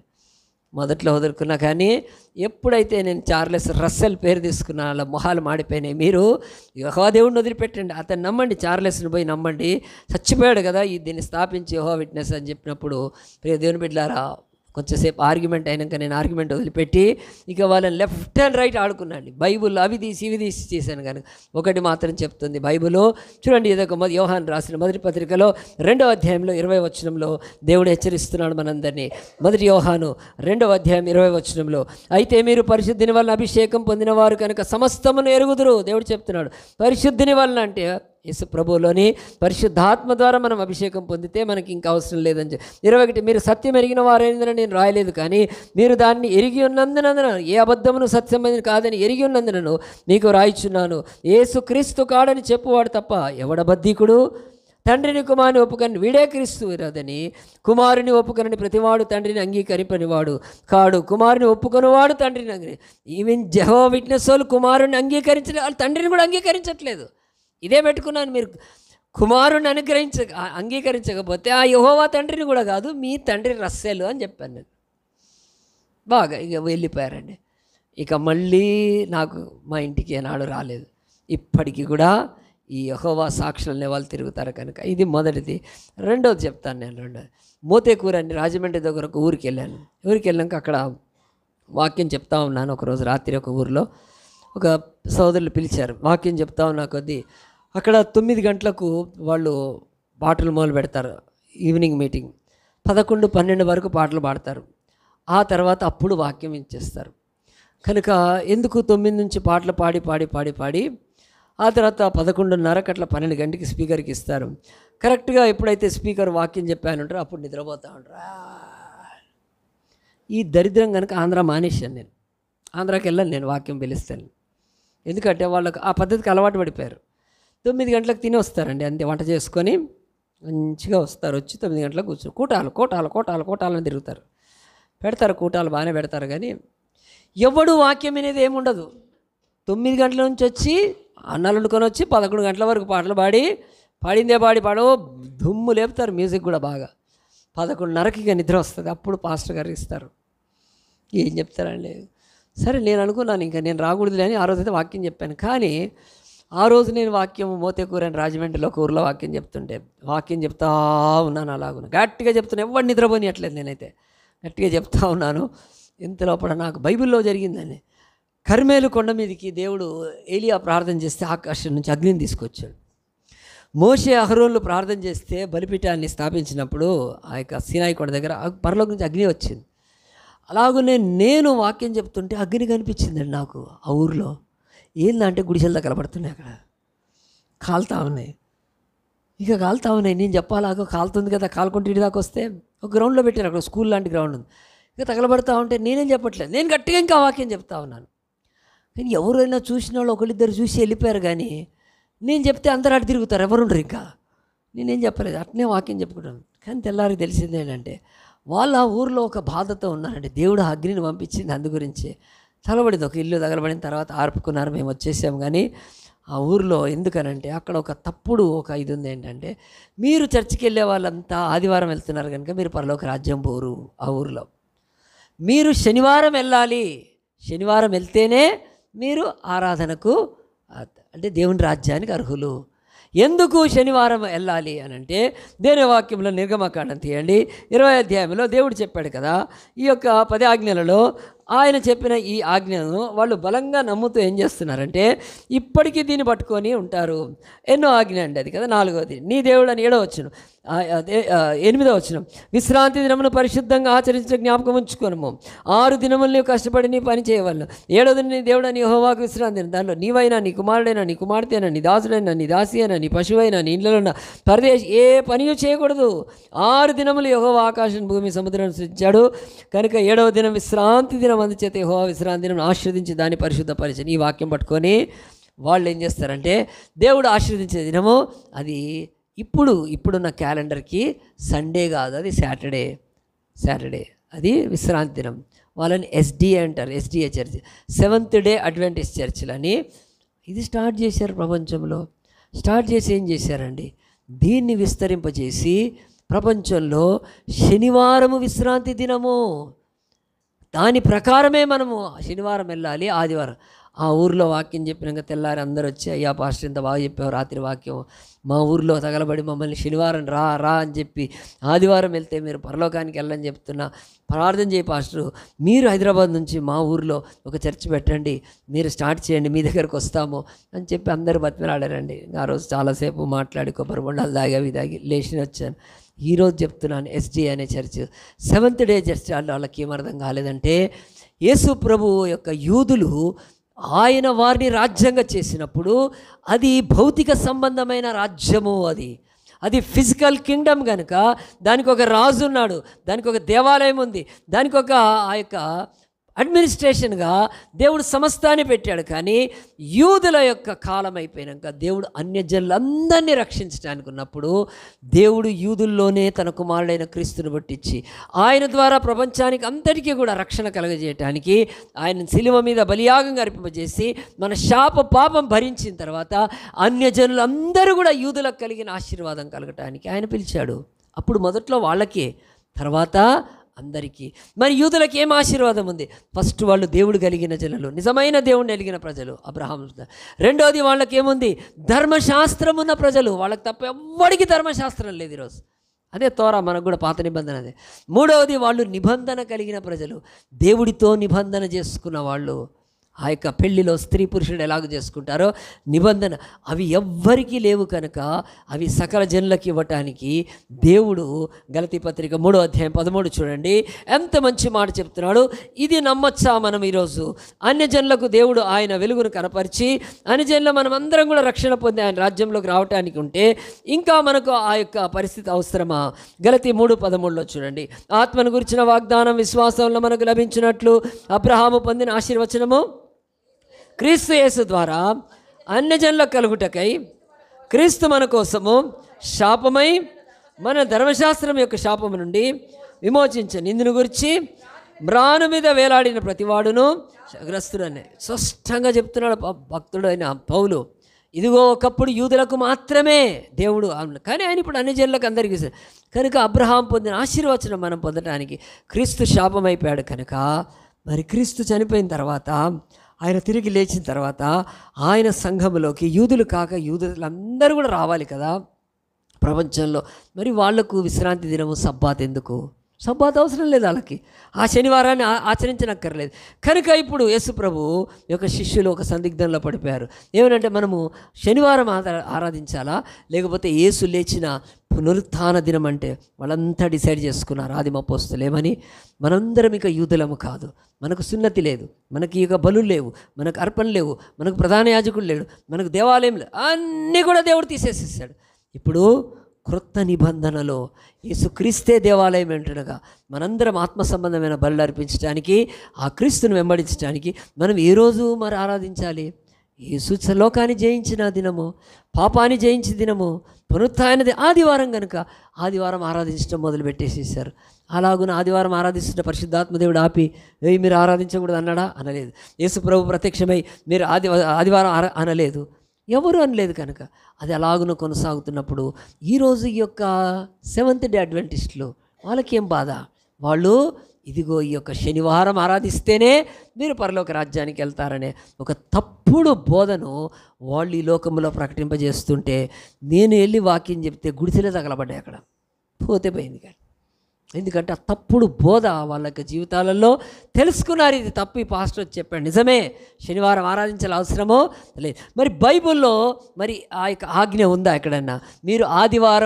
మీరు శనివారం ఆరాధించమని ఉందా? పాత నిబంధనలో వాళ్ళకి చెప్పాడు. ఇప్పుడు కొత్త నిబంధనలో ఎన్ని కమాండ్మెంట్స్ ఉన్నాయండి? 1050. సింపుల్గా గుర్తుపెట్టుకోండి, చెప్పండి 10, అంతే. 1050. ఈ 1050 ఆజ్ఞల్లో మీరు ఆదివారం ఆరాధించుమని బైబిల్లో ఉందా? లేదు. కానీ ఆ యొక్క హెబ్రీ పత్రిక 10:24, 25 ఏమందంటే సమాజంగా కూడుట మానవద్దు అని చెప్పాడు అంతే యేసుప్రభు ఆయన శిష్యుడి ద్వారా. హెబ్రీ 10:24 మీరు సమాజంగా కూట మానవద్దు అంతే. అంటే మీరు ఇలాగున్న చర్చ్ గ్యాదర్ కావడం మానేది, అది చేయాలన్నాడు. కానీ ఏ రోజే చెప్పలేదు. అంటే యేసు ప్రభు తన శిష్యుల ద్వారా సంఘాన్ని ఆదివార ఆరాధనలో స్థిరపరిచాడు అంతే. మరి ఈరోజు ఆదివారం ఆరాధన చేయమని కూడా ఉందా? అది కూడా లేదు బైబిల్లో. ఎందుకనంటే మనకి ఈరోజు ఆ సండే, ఈరోజు క్రిస్టియన్స్గా ఉన్న మనకు సండే రోజు వీక్ ఆఫ్ ఇస్తున్నారు. మా మామగారు ఒక ఆయన ఇరాన్లో పనిచేశాడు. ఆయన ఇంగ్లీష్ ప్రొఫెసర్గా పనిచేశాడు 70s 1970 ఆ దశకంలో పనిచేసినప్పుడు. అక్కడ ఇరాన్లో చర్చ్ లేదు, ముస్లిమ్స్ కంట్రీ, అది ముస్లిం చాలా ఫండమెంటల్ కంట్రీ, అది ఇంకా భయంకరమైంది కనుక ఆ దేశంలో అసలు చర్చ్ లేదు. ఇప్పుడు ఉంది కానీ అప్పట్లో లేదు. అప్పుడు మా మామగారు ఆయన 600 కిలోమీటర్లు వెళ్ళి, ఆయన ప్రొఫెసర్ కనుక ఆయనకు సండే లీవ్ ఇచ్చేవారు, అంటే పర్మిషన్ ఇచ్చేవాళ్ళు. సో ఆయన సండే వెళ్ళి 600 కిలోమీటర్లు వెళ్ళి ప్రభువుని ఆరాధించడానికి వెళ్ళారు. మరి ఈరోజు గల్ఫ్ కంట్రీస్లో అన్నిట్లలో, ఈ యొక్క ముస్లిం దేశాలలో ఆదివారం సెలవు ఉందా? అక్కడ లేదు. అక్కడ శుక్రవారం నమాజ్ చేసుకోవడానికి వెళ్తారు కనుక మరి ఆదివారము కాదు అంటానికి ఎక్కడుందండి? బైబిల్ చెప్తుంది. ఆలోచించండి. మనందరము కూడా ఈ సెవెంత్ డే అడ్వెంటిస్టులు వాళ్ళు చర్చిలోకి ఇలాగునొచ్చి ఏం చేస్తున్నారు, మీరు శనివారం ఆరాధించాలని చెప్తున్నారు. నన్ను ఒకసారి ఒక ఆయన ఎస్డి అని అడిగాడు, శనివారం ఆరాధించానంటే, అయ్యా మీరు శనివారం ఆరాధిస్తాను, నేను అస్సలు ఆరాధించాను, ఎందుకంటే నేను హనుమంతుడి భక్తుడిని కాదన్నా అన్నాడు. అవును, మరి నేను హనుమంతుడి భక్తుడిని అయితే శనివారం ఆరాధించుకున్నాను, అట్లా దినానికి ఎవడెవడు ఆరాధించుకున్నాను కాదు, నేను పునరుత్థానుడైన యేసుని ఆరాధిస్తున్నాను. ఆయన లోకాన్ని, పాపాన్ని, మరణాన్ని, సమాధిని జయించి మృత్యుంజయుడుగా ఆయన ఈ లోకములో రాజులకు రాజు ప్రభుగా ఆయన నేను ఆదివారమే ఆరాధిస్తానని చెప్పాను. ప్రియ దేవుని బిడ్డలారా ఆలోచించండి. నేను మీకు 2 చెప్పాను, 3వది చెప్పి ముగించేస్తాను. ఒకసారి ఇది బాలాపూర్లో, మన హైదరాబాద్లోనే, ఇక్కడే మన ఈ యొక్క హైదరాబాద్ సౌత్లో ఉంది కదా బాలాపూర్, అక్కడికి ఒకసారి వెళ్తే ఒక పాస్టర్ గారు ఉన్నారు. ఆ పాస్టర్ గారు ఏం చేశారంటే, ఆయన వీబీఎస్ ఉంటే ఇద్దరం కలిసి వీబీఎస్ జరిగించాము. ఆయన పాస్టర్కి జరిగించినాక వీబీఎస్ అయిపోయింది, బయట కూర్చున్నాం. ఒక యవనస్తుడు వచ్చి కూర్చున్నాడు. అతను కొన్ని డౌట్లు అడుగుతున్నాడు. కొన్ని డౌట్లు అడిగినాక ఆ రోజు నాకు టైం లేకుండా నేను తర్వాత వెళ్ళిపోయాను. తర్వాత అతను వెళ్ళిపోయాక మళ్ళీ ఇంకోసారి పాస్టర్ గారు కలిసినాక నాకు చెప్తున్నాడు, బ్రదర్ ఇతనితో నాకు కొంచెం ఇదిగా ఉంది. ఏమిటనంటే, అతను ఏం చేస్తాడంటే, ఎవరైనా బాప్తిసం తీసుకుంటే వాళ్ళని ఏం చేస్తారంటే మళ్ళీ వాళ్ళను 2వ బాప్తిసంలో నడిపిస్తాడు. ఇదేంటి 2 టైమ్స్ బాప్టిజమ్సా కదండి? మనం ఐస్ క్రీమ్ తింటే మంచిగా ఉందంటే 2వసారి ఐస్ క్రీమ్ వేసుకుంటాం, అవునా? ముక్కలు బాగున్నాయంటే 2వసారి ఉంటే ఉండొచ్చు, లేకపోతే దొరకవచ్చు, 2వసారి ముక్కలు. కానీ సాంబార్ ఎప్పుడు ఉంటుంది? నీళ్ళ కలిపిన సాంబారు పెద్ద వేసుకోబుద్దిగా. ఈ 2వసారి అనేది ఏంటండి? అది కదా. అంటే బాప్తిసం తీసుకున్నాక ఇంకోసారి బాప్తిసం తీసుకోవాలా? నేనన్నా ఏంది ఇది అని అంటే, అప్పుడు చెప్తున్నాడు ఆయన ఏంటంటే, ఈ సంఘంలో వాళ్లకు తీసుకెళ్ళి కొంతమందిని మైమరిపించి ఆ సంఘం దగ్గర గుంటనక్కలా కాసుకొని ఆ సంఘంలోకి వచ్చి వేరే వాళ్ళని అడిగి ఏమడుగుతాడంటే, నువ్వు రక్షణ పొందావా అంటే, అవును రక్షణ పొందా. మారుమన్స్ అని, నువ్వు బాప్తిసం తీసుకున్నావా అని అడుగుతాడు. అతను అడిగితే తీసుకున్నా అంటే, మరి మనం తీసుకోలేదేమో, బాప్తిసం తీసుకోకుండా అట్లా అనుకుంటున్నామేమో అని అనుకుంటారని, నేను మంచిగా తీసుకున్నాను బాప్తిసము, నీళ్ళల్లోకి వెళ్ళి బాప్తిసం తీసుకున్నానంటే అంతవరకు బాగుంటుంది. కానీ నువ్వు పరలోకానికి వెళ్ళవు, నీకు దేవుని రాజ్యం ఎందుకనంటే అడిగితే అతను అంటాడు, ఏ పేరట బాప్తిసం తీసుకున్నావు అంటే, వాళ్ళు చెప్తాడు, మా పాస్టర్ నాకు తండ్రి కుమార పరిశుద్ధ ఆత్మ నామములో బాప్తిసం ఇచ్చాడు అంటే, అది కాదు అది నీకు రక్షణ లేదని చెప్పి మెల్లగా ఆ యొక్క బ్రెయిన్లో ఒక డౌట్ క్రియేట్ చేసేసి, మరి ఆ డౌట్కి వెంటనే తీసుకొని వాక్యం తీసుకో అంటాడు. తీసుకోండి, మీరు కూడా తీసుకోండి, అపోస్తల కార్యం తీసుకోండి, 2వ అధ్యాయం చదవండి, 38 చదవండి, అపోస్తల కార్యం 2:38 చదవండి. అక్కడ అట్నే ఉంటుంది, ఆడు చెప్పినట్టే ఉంటుంది, ఆ మాయలోడు చెప్పినట్టే ఉంటుంది. అక్కడ అపోస్తల కార్యం 2:38లో ఎంత స్పష్టంగా ఉంది చూడండి. అక్కడ పేతురు, మీరు మారుమనసు పొంది పాపక్షమాపణ నిమిత్తము ప్రతివాడును యేసుక్రీస్తు నామమున బాప్తిసము. చూసావా, ఎవరి నామమున బాప్తిసం తీసుకోవాలి? యేసు నామమున చెప్తున్నాడు పేతురు. మరి నువ్వేంట్లా తీసుకున్నావు కనుక నీవు లేదు, రా ఇక్కడి నుంచి అని చెప్పి వేరే దగ్గర తీసుకొని పోయి వేరే గుంపులో కలిపి వాళ్లకు మళ్ళీ బాప్తిసాలు ఇస్తారు యేసు నామమున. ఆ దిక్కుమాలినోడు నాకు దొరకలేదు, తప్పించుకొని పోయాడు కానీ చెప్తున్నాను. అసలు ఇది ఎక్కడి నుంచి వచ్చింది అని అంటే, ఇది వన్నెస్ పెంతెకోస్టల్ అనే చర్చ్ అండి. ఇది వన్నెస్ పెంతెకోస్టల్ అని ఈరోజు ప్రపంచంలో 1863లో స్థాపించారు. ఒక 3 స్థాపించారు దీన్ని, వన్నెస్ పెంతెకోస్టల్. వాళ్ళు అలాగున వాళ్ళు 3 కాదు, వేరే స్థాపించినప్పుడు అది ప్రపంచంలో విస్తరిస్తుంది. మీరు యేసు నామమున బాప్తిసం తీసుకుంటేనే రక్షణ, మీరు తండ్రి కుమార పరిశుద్ధ ఆత్మనామన బాప్తిసం తీసుకుంటే చెల్లదు. మరి యేసుప్రభు ఏం చెప్పాడు? సరే, పేతురు అక్కడ చెప్పాడు. యేసుప్రభు ఏం చెప్పాడు? తీయండి, మత్తయి సువార్త 28:19 చదవండి. మత్తయి సువార్త 28:19. యేసుప్రభు తన శిష్యులకు ఒలీవ కొండ మీద కనపడి పిలిచి ఆయన పరలోకానికి వెళ్ళిపోక ముందు స్పష్టంగా చెప్పాడు. మత్తయి సువార్త 28:19లో ఏముంది చదవండి. కాబట్టి మీరు వెళ్ళి సమస్త జనులను శిష్యులుగా చేయుడి, తండ్రి యొక్కయు కుమారుని యొక్కయు పరిశుద్ధాత్మ నామములోనికి బాప్తిసం ఇచ్చి చూచాలి. ఇక్కడ ఎవరు చెప్పారండి? యేసుప్రభు ఎలాగున బాప్తిసం ఏమన్నాడు? ఇదిగో పరలోకం మీదను భూమి మీద నాకు సర్వాధికారం ఏమండి, మీరు వెళ్ళండి సమస్త జనులను శిష్యులుగా చేయండి, తండ్రి యొక్కయు కుమారుని యొక్కయు పరిశుద్ధాత్మ నామములోనికి బాప్తిసం ఇచ్చు, నేను మీకు ఏ సంగతులు ఆజ్ఞాపించానో వారికి బోధించమని యేసుప్రభు చెప్తే, ఇప్పుడు పేతురు చెప్పింది కరెక్టా, యేసుప్రభు చెప్పింది కరెక్టా? సందిగ్ధంలో పడిపోయింది. ఇప్పుడు యేసు ప్రభు చెప్పిందా కరెక్ట్ అయితే పేతురు ఎందుకంటే చెప్తాడు? పేతురు యేసు ప్రభు మాటినట్లేదా? కాదు. ఇక్కడ గందరగోళంలో పడతాం కానీ కాదండి. అక్కడ పేతురు వాళ్లకు యేసునామమున బాప్తిసం ఎందుకు అన్నాడంటే, మంచిగా వినండి, ఈ చర్చిలో ఇలాంటి వింటే మీకు ఎప్పుడు గుర్తుండాలి. యూదులతో మాట్లాడుతున్నాడు. యూదులు తండ్రిని అంగీకరించారు, యెహోవా దేవుణ్ణి ఆరాధించారు, వందల సంవత్సరాల నుంచి బలులు అర్పించి ఆయన దేవుడిని కొలిచారు. ఆ దేవుణ్ణి ఎంతగా కొలిచారంటే ఆయన నామాన్ని వారు నోటి పెదవుల మీద ఎత్తుకోరు. యావే అనరు, వాళ్ళు అదనాయ్ అని పిలుస్తారు దేవుణ్ణి. అలాగున ఆ నామం కొరకు అగ్ని గుండాల్లో కూడా వెళ్ళిపోయారు వాళ్ళు. అంతగా నమ్ముతారు. ఓకే, పరిశుద్ధాత్మ దేవుని నమ్ముతారు, ఖచ్చితంగా నమ్ముతారు. ఎందుకంటే దేవుని ఆత్మ వలనే వాళ్ళు అన్నీ నేర్చుకున్నారని. దేవుని ఆత్మ వల్లనే బెసలేలు పరిశుద్ధ గుడారాన్ని అన్నీ నమ్ముతారు. తండ్రి నమ్ముతారు, ఆత్మ నమ్ముతారు, కానీ కుమారుడిని నమ్మరు. కుమారుడిని సిలువే చంపేసేశారు, తండ్రి పంపిన కుమారుడిని. కనుక పేతురు ఏమన్నాడంటే, మీరు ఎవరినైతే అన్యాయంగా తీర్పు తీర్చి సిలువేసి చంపారో ఆయనే దేవుడు మృతుల్లో అని చెప్పాడు. ఆయన పేరిట మీరు బాప్తిసం తీసుకోవాలని చెప్పాడు. అది యేసును వదిలిపెడితే మీకు రక్షణ లేదు అని యూదులకు చెప్పాడు. అది కనుక ఇప్పుడు మనం యూదులం కాదు కదండి, మనం అన్ని జనులం. మనకు అసలు యెహోవా దేవుడే తండ్రి ఇక్కడ ఎవడికి తెలియదు కనుక.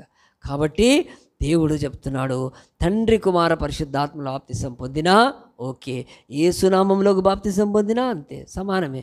ఎందుకు? యేసు ఆయన త్రిత్వంలోని ఒక భాగము, తండ్రి కుమార పరిశుద్ధాత్మలో ఒక భాగం కనుక. ఇంకా చెప్పాలంటే దేవుడు ఆకాశం కింద మరి ఏ నామమున రక్షణ లేదు యేసునామం అంటే, ఆయనకు సంపూర్ణమైన దైవత్వము క్రీస్తులో ఉంది కనుక ఎవరైనా యేసు అంటే కూడా తండ్రికి కూడా యావే అనే యేసు అని అంటే ఆయన ఆత్మ ద్వారా కనుక పరిశుద్ధాత్మకు కూడా అంతే ఆ యొక్క మహిమ కలుగుతుంది కనుక స్పష్టంగా దేవుడు చెప్పేశాడు, ఎట్లయినా తీసుకోవచ్చు అని. అయినా వాటికి మీరు ఆలోచించండి, తండ్రి అంటే అది నామమా అండి? ఎవరైనా అడిగారనుకోండి, what is your father, what is your father's name అంటే, my father's name is father అంటే. What is your son's name అంటే, my son's name is son అంటే. అది ఎట్టుదండి. తండ్రి అంటే అది యాక్చువల్గా పేరా అండి? అది కాదు. తండ్రి అంటే పిల్లలు కలిగిన వాడు తండ్రి, అంతే, ఇంకా ఏమి లేదు. కుమారుడు అంటే ఒక తల్లిదండ్రుల చేత కనబడ్డవాడు కుమారుడు. అవి నామాలు ఎట్లయితాయి? కనుక బుద్ధిహీనులు ఇదిగో ఈ వన్నెస్ పెంతికోస్తులోళ్ళు ప్రపంచంలో ఇలాగ అనేకులు యేసునామమున బాప్తిసం పొందాలి, మీరు తండ్రి కుమార పరిస్థితి అంటే, తండ్రి అయిన దేవుడు ఆయన యూదులకు తెలుసు, ఆయన యెహోవా దేవుడు. కుమారుడైన దేవుడు క్రీస్తు యేసు, ఆత్మ అయిన దేవుడు పరిశుద్ధాత్మ. కనుక ఈ రక్షణలో ముగ్గురు కూడా ఇన్వాల్వ్ అవుతారు. నీకు సృష్టికర్తగా నీ రక్తమాంసాల ఆదాములో యెహోవా దేవుడు సృష్టిస్తే నిన్ను దేవుడు ఆ యొక్క యేసు క్రీస్తులో విమోచించాడు. ఇప్పుడు నిన్ను నడిపించేది పరిశుద్ధాత్మ దేవుడు. సో ముగ్గురు అవసరం కనుక రక్షణకి. అలాగున చెప్తే ఈరోజు యేసు నామమున బాప్తిసం పొందడం ఏంటి? ఇంకా చెప్పాలంటే క్లియర్గా, తండ్రి అయిన కుమారుల్లో తండ్రి అయిన కుమారుని అయిన పరిశుద్ధాత్మ నామములోనికి, అంటే ఆ నామము భూమి మీద యేసు నామమే అండి. నేను కూడా బాప్తిసాలు ఇచ్చేటప్పుడు ఈ గొడవ స్టార్ట్ అయినప్పటి నుంచి ఏం చేస్తాను తెలుసా? ప్రభా బిడ్డకు తండ్రి యొక్కయు కుమారుని యొక్కయు పరిశుద్ధాత్మ నామమైన యేసు నామంలోని బాప్తిసం ఎందుకైనా మంచిది రికార్డ్ చేస్తారని మళ్ళీ కోతలు మళ్ళీ కదా బయట. నేను కొంచెం జాగ్రత్త పడ్డాను, నేను పడి మంచిగా యేసు నామంలో కనిస్తే అయిపోయింది కదా, ఇంకేం కావాలి నీకు? ఇలాగున బైబిల్ ఏం చెప్తుందంటే, ఈ పరిశుద్ధ లేఖనాలలో నేను చెప్పాను, పిండి ఏమిటి? పులిసిన పిండి. దేవుడు పులిసిన పిండి ఈ దుర్బోధలు అని చెప్పాడు. సో ఆ దుర్బోధలు సంఘములోకి ప్రవేశించి సైలెంట్గా చర్చని నాశనం చేసేస్తాయి, నా రాజ్యాన్ని అంతటినీ విస్తరింపజేసి నాశనం. అది చెప్పాడు యేసుప్రభు. దేవుని రాజ్యంలోకి అన్ని ఆటంకాలే, ఆయనకి ఎప్పుడు కూడా చక్కగా అన్నీ జరిగిపోయింది లేదు. దేవుని రాజ్యానికి అడుగడుగున ఆటంకాలు. ఈరోజు మన భారతదేశంలో దేవుని రాజ్యానికి ఈరోజు దాదాపు 10 స్టేట్స్ పైన అనుకుంటా అండి ఆ యొక్క కన్వర్షన్ బిల్ పెట్టలేదా? మన భారతదేశంలో ఈరోజు లేదా? ఈరోజు యూపీలో బాప్తిసం తీసుకోవడానికి లేదు. యూపీతో పాటు ఇంకొక 9-10 స్టేట్స్లో బాప్తిసం తీసుకోవడానికి లేదు. ఆ రోజు ఓపెన్గా తీసుకోవడానికి లేదు, చాలా డేంజర్. అక్కడ పెట్టేశారు, ఇంక్లూడింగ్ రాజస్థాన్, మధ్యప్రదేశ్తో పాటు చర్చిలు అయితే ఉన్నాయి కానీ బాప్తిసాలు తీసుకోవడానికి లేదు. ఎందుకంటే అంత ఇదిగా. సో దేవుని రాజ్యానికి అడుగడుగున ఆటంకాలు ఉన్నప్పుడు దేవుడు అంటున్నాడు, ఈ పిండిలో ఈ పులిసింది ఏంటో తెలుసా అండి? ఇది తప్పుడు బోధలు. నేను కొన్ని రెఫరెన్సెస్ ఇస్తాను, తీసుకొని రాసుకోండి త్వరగా. 2 నిమిషాల్లో మనం వాక్యాన్ని ముగించవచ్చు. ఈ యొక్క పులిసిన పిండి గురించి దేవుడు చెప్తున్నాడు. ఏమని చెప్తున్నాడు చూడండి. యేసుప్రభు మొట్టమొదటిది యేసుప్రభు మాటలోనే మత్తయి సువార్త 16వ అధ్యాయం 11-12లో దుర్బోధ. పులిసిన పిండి అంటే చెడ్డ బోధ, దుర్బోధ. మత్తయి సువార్త 16, 11, 12 రాసుకోండి, సరిపోతుంది. ఒకటే మాట. మత్తయి సువార్త 16వ అధ్యాయం 11, 12 దుర్బోధ. ఇది పులిసిన పిండికి సూచన, దుర్బోధ. రెండవది కపట వేషధారణ కూడా. కపట వేషధారణ మత్తయి సువార్త 22, 15-18 వరకు. మత్తయి సువార్త 22, 15-18 వరకు. మత్తయి సువార్త 22, 15-18 కపట వేషధారణ అనమాట. ఇక మూడవది లోకముతో రాజీ పడటము. లూకా సువార్త 12:21. లూకా సువార్త 12:21 లోకంతో. ఇవి 3 యేసు చెప్తున్నాడు. భూమి మీద నా రాజ్యంలో పులిసిన పిండి దుర్బోధ, భూమి మీద నా రాజ్యములో పులిసిన పిండి కపట వేషధారణ, భూమి మీద నా యొక్క రాజ్యంలో పులిసిన పిండి లోకంతో రాజీ పడే తత్వమే అని చెప్తున్నాడు. ఇది విస్తరిస్తుంది మెల్లగా చెప్తున్నాడు. ఈ లోకంలో అనేకమైన ఆచారాలు, అనేకమైన ఆ యొక్క తప్పుడు ఆ యొక్క సిద్ధాంతాలన్నీ కూడా ఇవన్నీ యేసు ప్రభు చెప్తున్నాడు. తర్వాత పౌలు చెప్పాడా? పౌలు కూడా చెప్పాడు చూడండి. పౌలు కూడా ఆ యొక్క గలతీ పత్రిక 5వ అధ్యాయం 9 చదవండి ఎవరైనా. దుర్బోధ గురించి చెప్తున్నాడు ఆయన. తర్వాత పైన కొన్ని విషయాలు మాట్లాడాడు, అది మీరు చదువుకోండి. 5:9 డైరెక్ట్గా దాంతో క్లోజ్ చేశాడు. ఆయన చెప్పిన దాన్ని అన్నిటికీ కూడా. గలతీలకు రాసిన పత్రిక 5వ అధ్యాయం 9వ వచనం ఏం చెప్తుంది అక్కడ? గలతీ 5:9 దేవుని యొక్క వాక్యం చూడండి.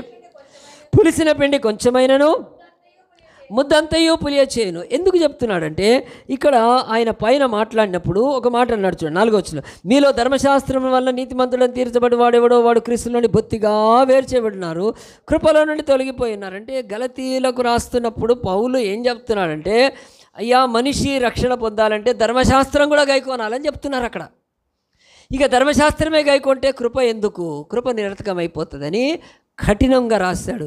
ఎవరైనా ధర్మశాస్త్రం ద్వారా నీతి కలుగుతుందంటే వాడు కృపలోంచి తొలగిపోయాడు. ఇలాంటి తప్పుడు బోధలు గలతీల్లో ఉన్నాయి.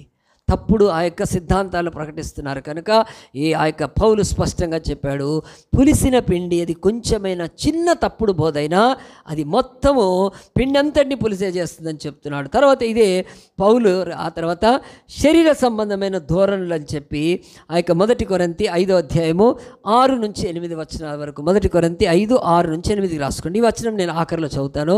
1 కొరింథీ 5వ అధ్యాయం. ఇక్కడ కూడా శరీర సంబంధమైన ధోరణులు అవి సంఘంలోకి ప్రవేశిస్తాయి. అవి మెల్లగా సంఘం అంతా విస్తరింపచేస్తాయి.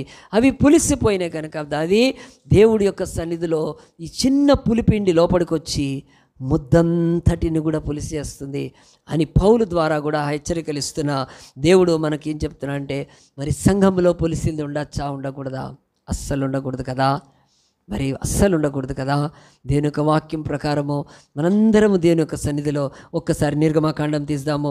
నిర్గమకాండం తీసి దేవుని యొక్క వాక్యములు అవచనం ముందు పెట్టుకోండి. నేను చెప్తాను. నిర్గమకాండము 12వ అధ్యాయంలో 15-19 వరకు ఈ ఒక్క చిన్న మాట విన్న తర్వాత మనం ఒక ఇలస్ట్రేషన్ ద్వారా ముగిద్దాం. ఆ యొక్క నిర్గమకాండము 12వ అధ్యాయంలో 15-19 వరకు ఏముంది? ఉట్టిగా అది రెఫరెన్స్ గుర్తుపెట్టుకోండి. ఇశ్రాయేల్ ఐగుప్తులో ఉన్నారు. వారు ఐగుప్తుల నుంచి బయటకు వచ్చేటప్పుడు దేవుడు ఏం చేయమన్నాడు? వదిలేండి, బైబిల్ వదిలేసినాను చూడండి, వినండి. ఇశ్రాయేలీలు ఐగుప్తుల నుంచి బయటికి రావాలన్నప్పుడు ఏం చేశారు? దేవుడు చెప్పాడు, ఇదిగో ఐగుప్తులో నేను రేపు తెల్లవారి కరకు ఐగుప్తులోని ప్రతి ఇంటిలో ఒక శవం ఉంటుంది. ఆ శవము జ్యేష్ఠ కుమారుడు, జ్యేష్ఠ కుమార్తె. జ్యేష్ఠులు చచ్చిపోతారు. ఫరో రాజు దగ్గర నుంచి ఆ యొక్క రౌతు వరకు, సామాన్యుడి నుంచి సమంతుడి వరకు అందరి ఇళ్లలో చచ్చిపోతారు. నేను చంపేస్తాను. ఎందుకంటే ఆ యొక్క ఐగుప్తు మీద దేవుడి ఉగ్రత అది చివరి దేశంకి వచ్చేసింది. అప్పుడు ఇశ్రాయేలారా, మీరు కూడా మీ ఇంట్లో చనిపోకూడదంటే మీరు ఒక గొర్రెని మేకను తీసుకోండి, దాన్ని వధించండి, దాన్ని రక్తాన్ని తీసుకొని మీ ద్వారబంధకాలకు పూసుకోండి. తర్వాత ఏం చేయాలి? ఆ మాంసాన్ని పడేయకూడదు. ఆ గొర్రె, ఆ మేక మాంసము మీరు దాన్ని వండుకోవాలి. అంటే ఆ యొక్క రుచికరం కాదు, కచ్చాపచ్చగా ఉండు. ఆ తర్వాత ఏం చేయాలి? దాన్ని ఉట్టిగా తినగలుగుతారా? రొట్టె చేసుకోవాలి. రొట్టె చేసుకున్నప్పుడు ఏం చేయాలి?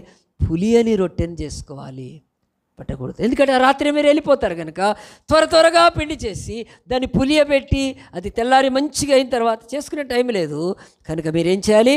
ఆ పులియని రొట్టెలు తిని మీరేం చేయాలంటే, దేవుడు ఎప్పుడు చెప్తే ఆ దేశంలోంచి బయటికి వచ్చేయాలని చెప్పినప్పుడు మొట్టమొదటిది దేవుడు యూదుల యొక్క మొదటి పండుగ పస్కా పండుగ, గొర్రెను దానితోటే అటాచ్డ్గా దాంతో కలిపే పులియన్ రొట్టెల పండుగ 7 చేస్తారు. అప్పటి నుంచి మోషే కాలం నుంచి వాళ్ళు ఐగుప్తు నుంచి బయటకు వచ్చినప్పటి నుంచి యేసుక్రీస్తు ఈ భూమి మీదకి వచ్చినంత కాలం వరకు వీళ్ళు పులియన్ రొట్టెల పండుగ చేశారు, పస్కా పండుగ. అప్పుడు ఏం చేయాలి? ఇంట్లో ఎక్కడ పులిసింది ఉందా తీసేసేయాలి. కొంచెం చిన్నదున్న ఆ ఇంటి మీదకి దేవుడి యొక్క శాపం ఉగ్రత వస్తుంది కనుక భయపడి వెతికి ఎక్కడుందో చూసి పులియన్ది పిండి తీసి వాళ్ళు పారేసేసేవాళ్ళు. బైబిల్ మొట్టమొదటి చెప్తుంది ఏమిటంటే పులిసింది దేవుడు అంగీకరించడు. ఈ పులిసింది ఏమిటంటే మీరు ఐగుప్తులో ఆ యొక్క భయంకరమైన పులిసిపోయారు, లేకపోతే అలాంటి పరిస్థితి ఏమిటి? వేదన, కన్నీరు, బాధ, దుఃఖము, శ్రమ, ఆ తర్వాత అవమానము, దోపిడీ, ఇవన్నీ కూడా పులిసిపోయిన దానికి గుర్తు. మీ బతుకులన్నీ కోల్పోయారు కనుక ఇప్పుడు దాంట్లోంచి బయటికి వచ్చినాక మీలో అలాంటి ఆ యొక్క ఏ యొక్క ఎఫెక్ట్ మేము కూడా ప్రభావం ఉండకుండా పులియని రొట్టెగా మీరు బ్రతకాలి, మీలో ఎలాంటి అని చెప్పి. అది రెండవది, దేవుడు ఈ మనిషి బ్రతకంతా కూడా పాప బ్రతుకు కనుక దేవాలయానికి వెళ్ళి అర్పణ ఇచ్చిన రొట్టెల్లో కూడా పులిసింగ్ ఉండదు. అది పాపానికి సూచన. అది ఎక్కడుంది? అది ఆ యొక్క నిర్గమకాండంలో 34:35లో, నిర్గమకాండం 34:35లో బలి అర్పణలకు ఇచ్చే నైవేద్యములో ఆ పిండిలో ఎప్పుడూ పులిసింది కలపకూడదు. పులిసింది దేనికి సూచనగా ఉంది? పాపానికి సూచనగా ఉంది కనుక దేవుడు దాన్ని అర్పించకూడదని చెప్పాడు. ప్రియ దేవుని బిడ్డలారా, ఈ వాక్యాల ద్వారా మనకేమర్థమవుతుందంటే బైబిల్ చెప్తుంది దేవుడు పులిసింది దుర్బోధ, పాపమని, అది అపవిత్రతని, అది ఒకనాడు బ్రతికిలోని మన యొక్క అవిధేయతని, మన అన్యాయమని, మన అక్రమమని, మనం ఈ లోకంలో బ్రతికిన ఆ యొక్క దేవునికి ఇష్టం లేని బ్రతుకులోని పులిసిందని దేవుడు అంటున్నాడు. ఆ పులిసింది అది దేవుని రాజ్యంలోకి వచ్చినాక ఏమవుతుంది? ఈ పిండంతా ఆ పులిసిన దానిలోంచి పులుపుని తీసేయలేదు, కానీ ఈ పులిసిందే పిండి అంతా విస్తరించిపోద్ది. ఈరోజు ప్రపంచంలో అలాగున్న ఈ తప్పుడు బోధలు భయంకరంగా విస్తరిస్తున్నాయి. రకరకాల వాళ్ళు రకరకాలుగా చెప్తున్నారు. దేవుడు చెప్పాడు ఇది నా రాజ్యంలో ఉంటుంది కనుక మీరు జాగ్రత్త. పులిసిన పిండిని మీరు గుర్తుపట్టుకొని దాన్ని దూరం చేసుకోవాలి. పులిసిన పిండిని మీరు ఆ బోధన విని వెంటనే ఇలాగున పరిశుద్ధ గ్రంథం ఉందా లేదా అని చూసుకొని పరిశీలించుకొని మీరు జాగ్రత్త పడాలి, మీరు బాగుపడాలని యేసు ప్రభు పులిసిన పిండి అనే ఈ యొక్క పరలోక రాజ్యోపమానంలో మరి భయంకరం ఏంటంటే ఈ స్థితి ఎవరికి రాకూడదు, కానీ అలాంటిది రాకముందే మనం జాగ్రత్త పడాలి. ఇప్పుడు స్క్రీన్ మీద నేను ఒకటి చూపిస్తాను, దయచేసి చూడండి. ఆమె పేరు అరే నేను చెప్తాను, ఆమె పేరు కూడా నేను రాసుకున్నాను. ఒక ఆఫ్రికాలో ఒక దేశంలో అండి, ఆమె సలేమా మాషా అనే ఈ యొక్క ఆఫ్రికా దేశం అండి. ఇది మనకు చూడండి ఆఫ్రికాలో చాలా దేశాలు ఉన్నాయి, 54 దేశాలు ఉన్నాయి ఆఫ్రికా కాంటినెంట్లో. ఈ 54 కంట్రీస్లో ఒక కెన్యా అనే ఒక కంట్రీ ఉంది, అవతల ఉంటుంది కొంచెము. కెన్యా అనే కంట్రీ అది ఈస్ట్ సైడ్ ఉంటుంది. ఆ కెన్యా అనే కంట్రీలో షాకోలామా అనే ఒక ఫారెస్ట్, అక్కడ ఒక ఆమె ఉన్నది. ఆమె పేరు సలేమా మాషా అని చెప్పి, సలేమా మాషా అనే ఆమె తను భయంకరమైన పరిస్థితిలో పడిపోయింది. ఏమిటంటే తన పిల్లలు తను చంపబడే అవకాశం ఉంది, అక్కడి నుంచి ఎట్లయినా పారిపోవాలి ఆ అరణ్యంలో నుంచి. ఒక దగ్గర బంధించి పెట్టారు.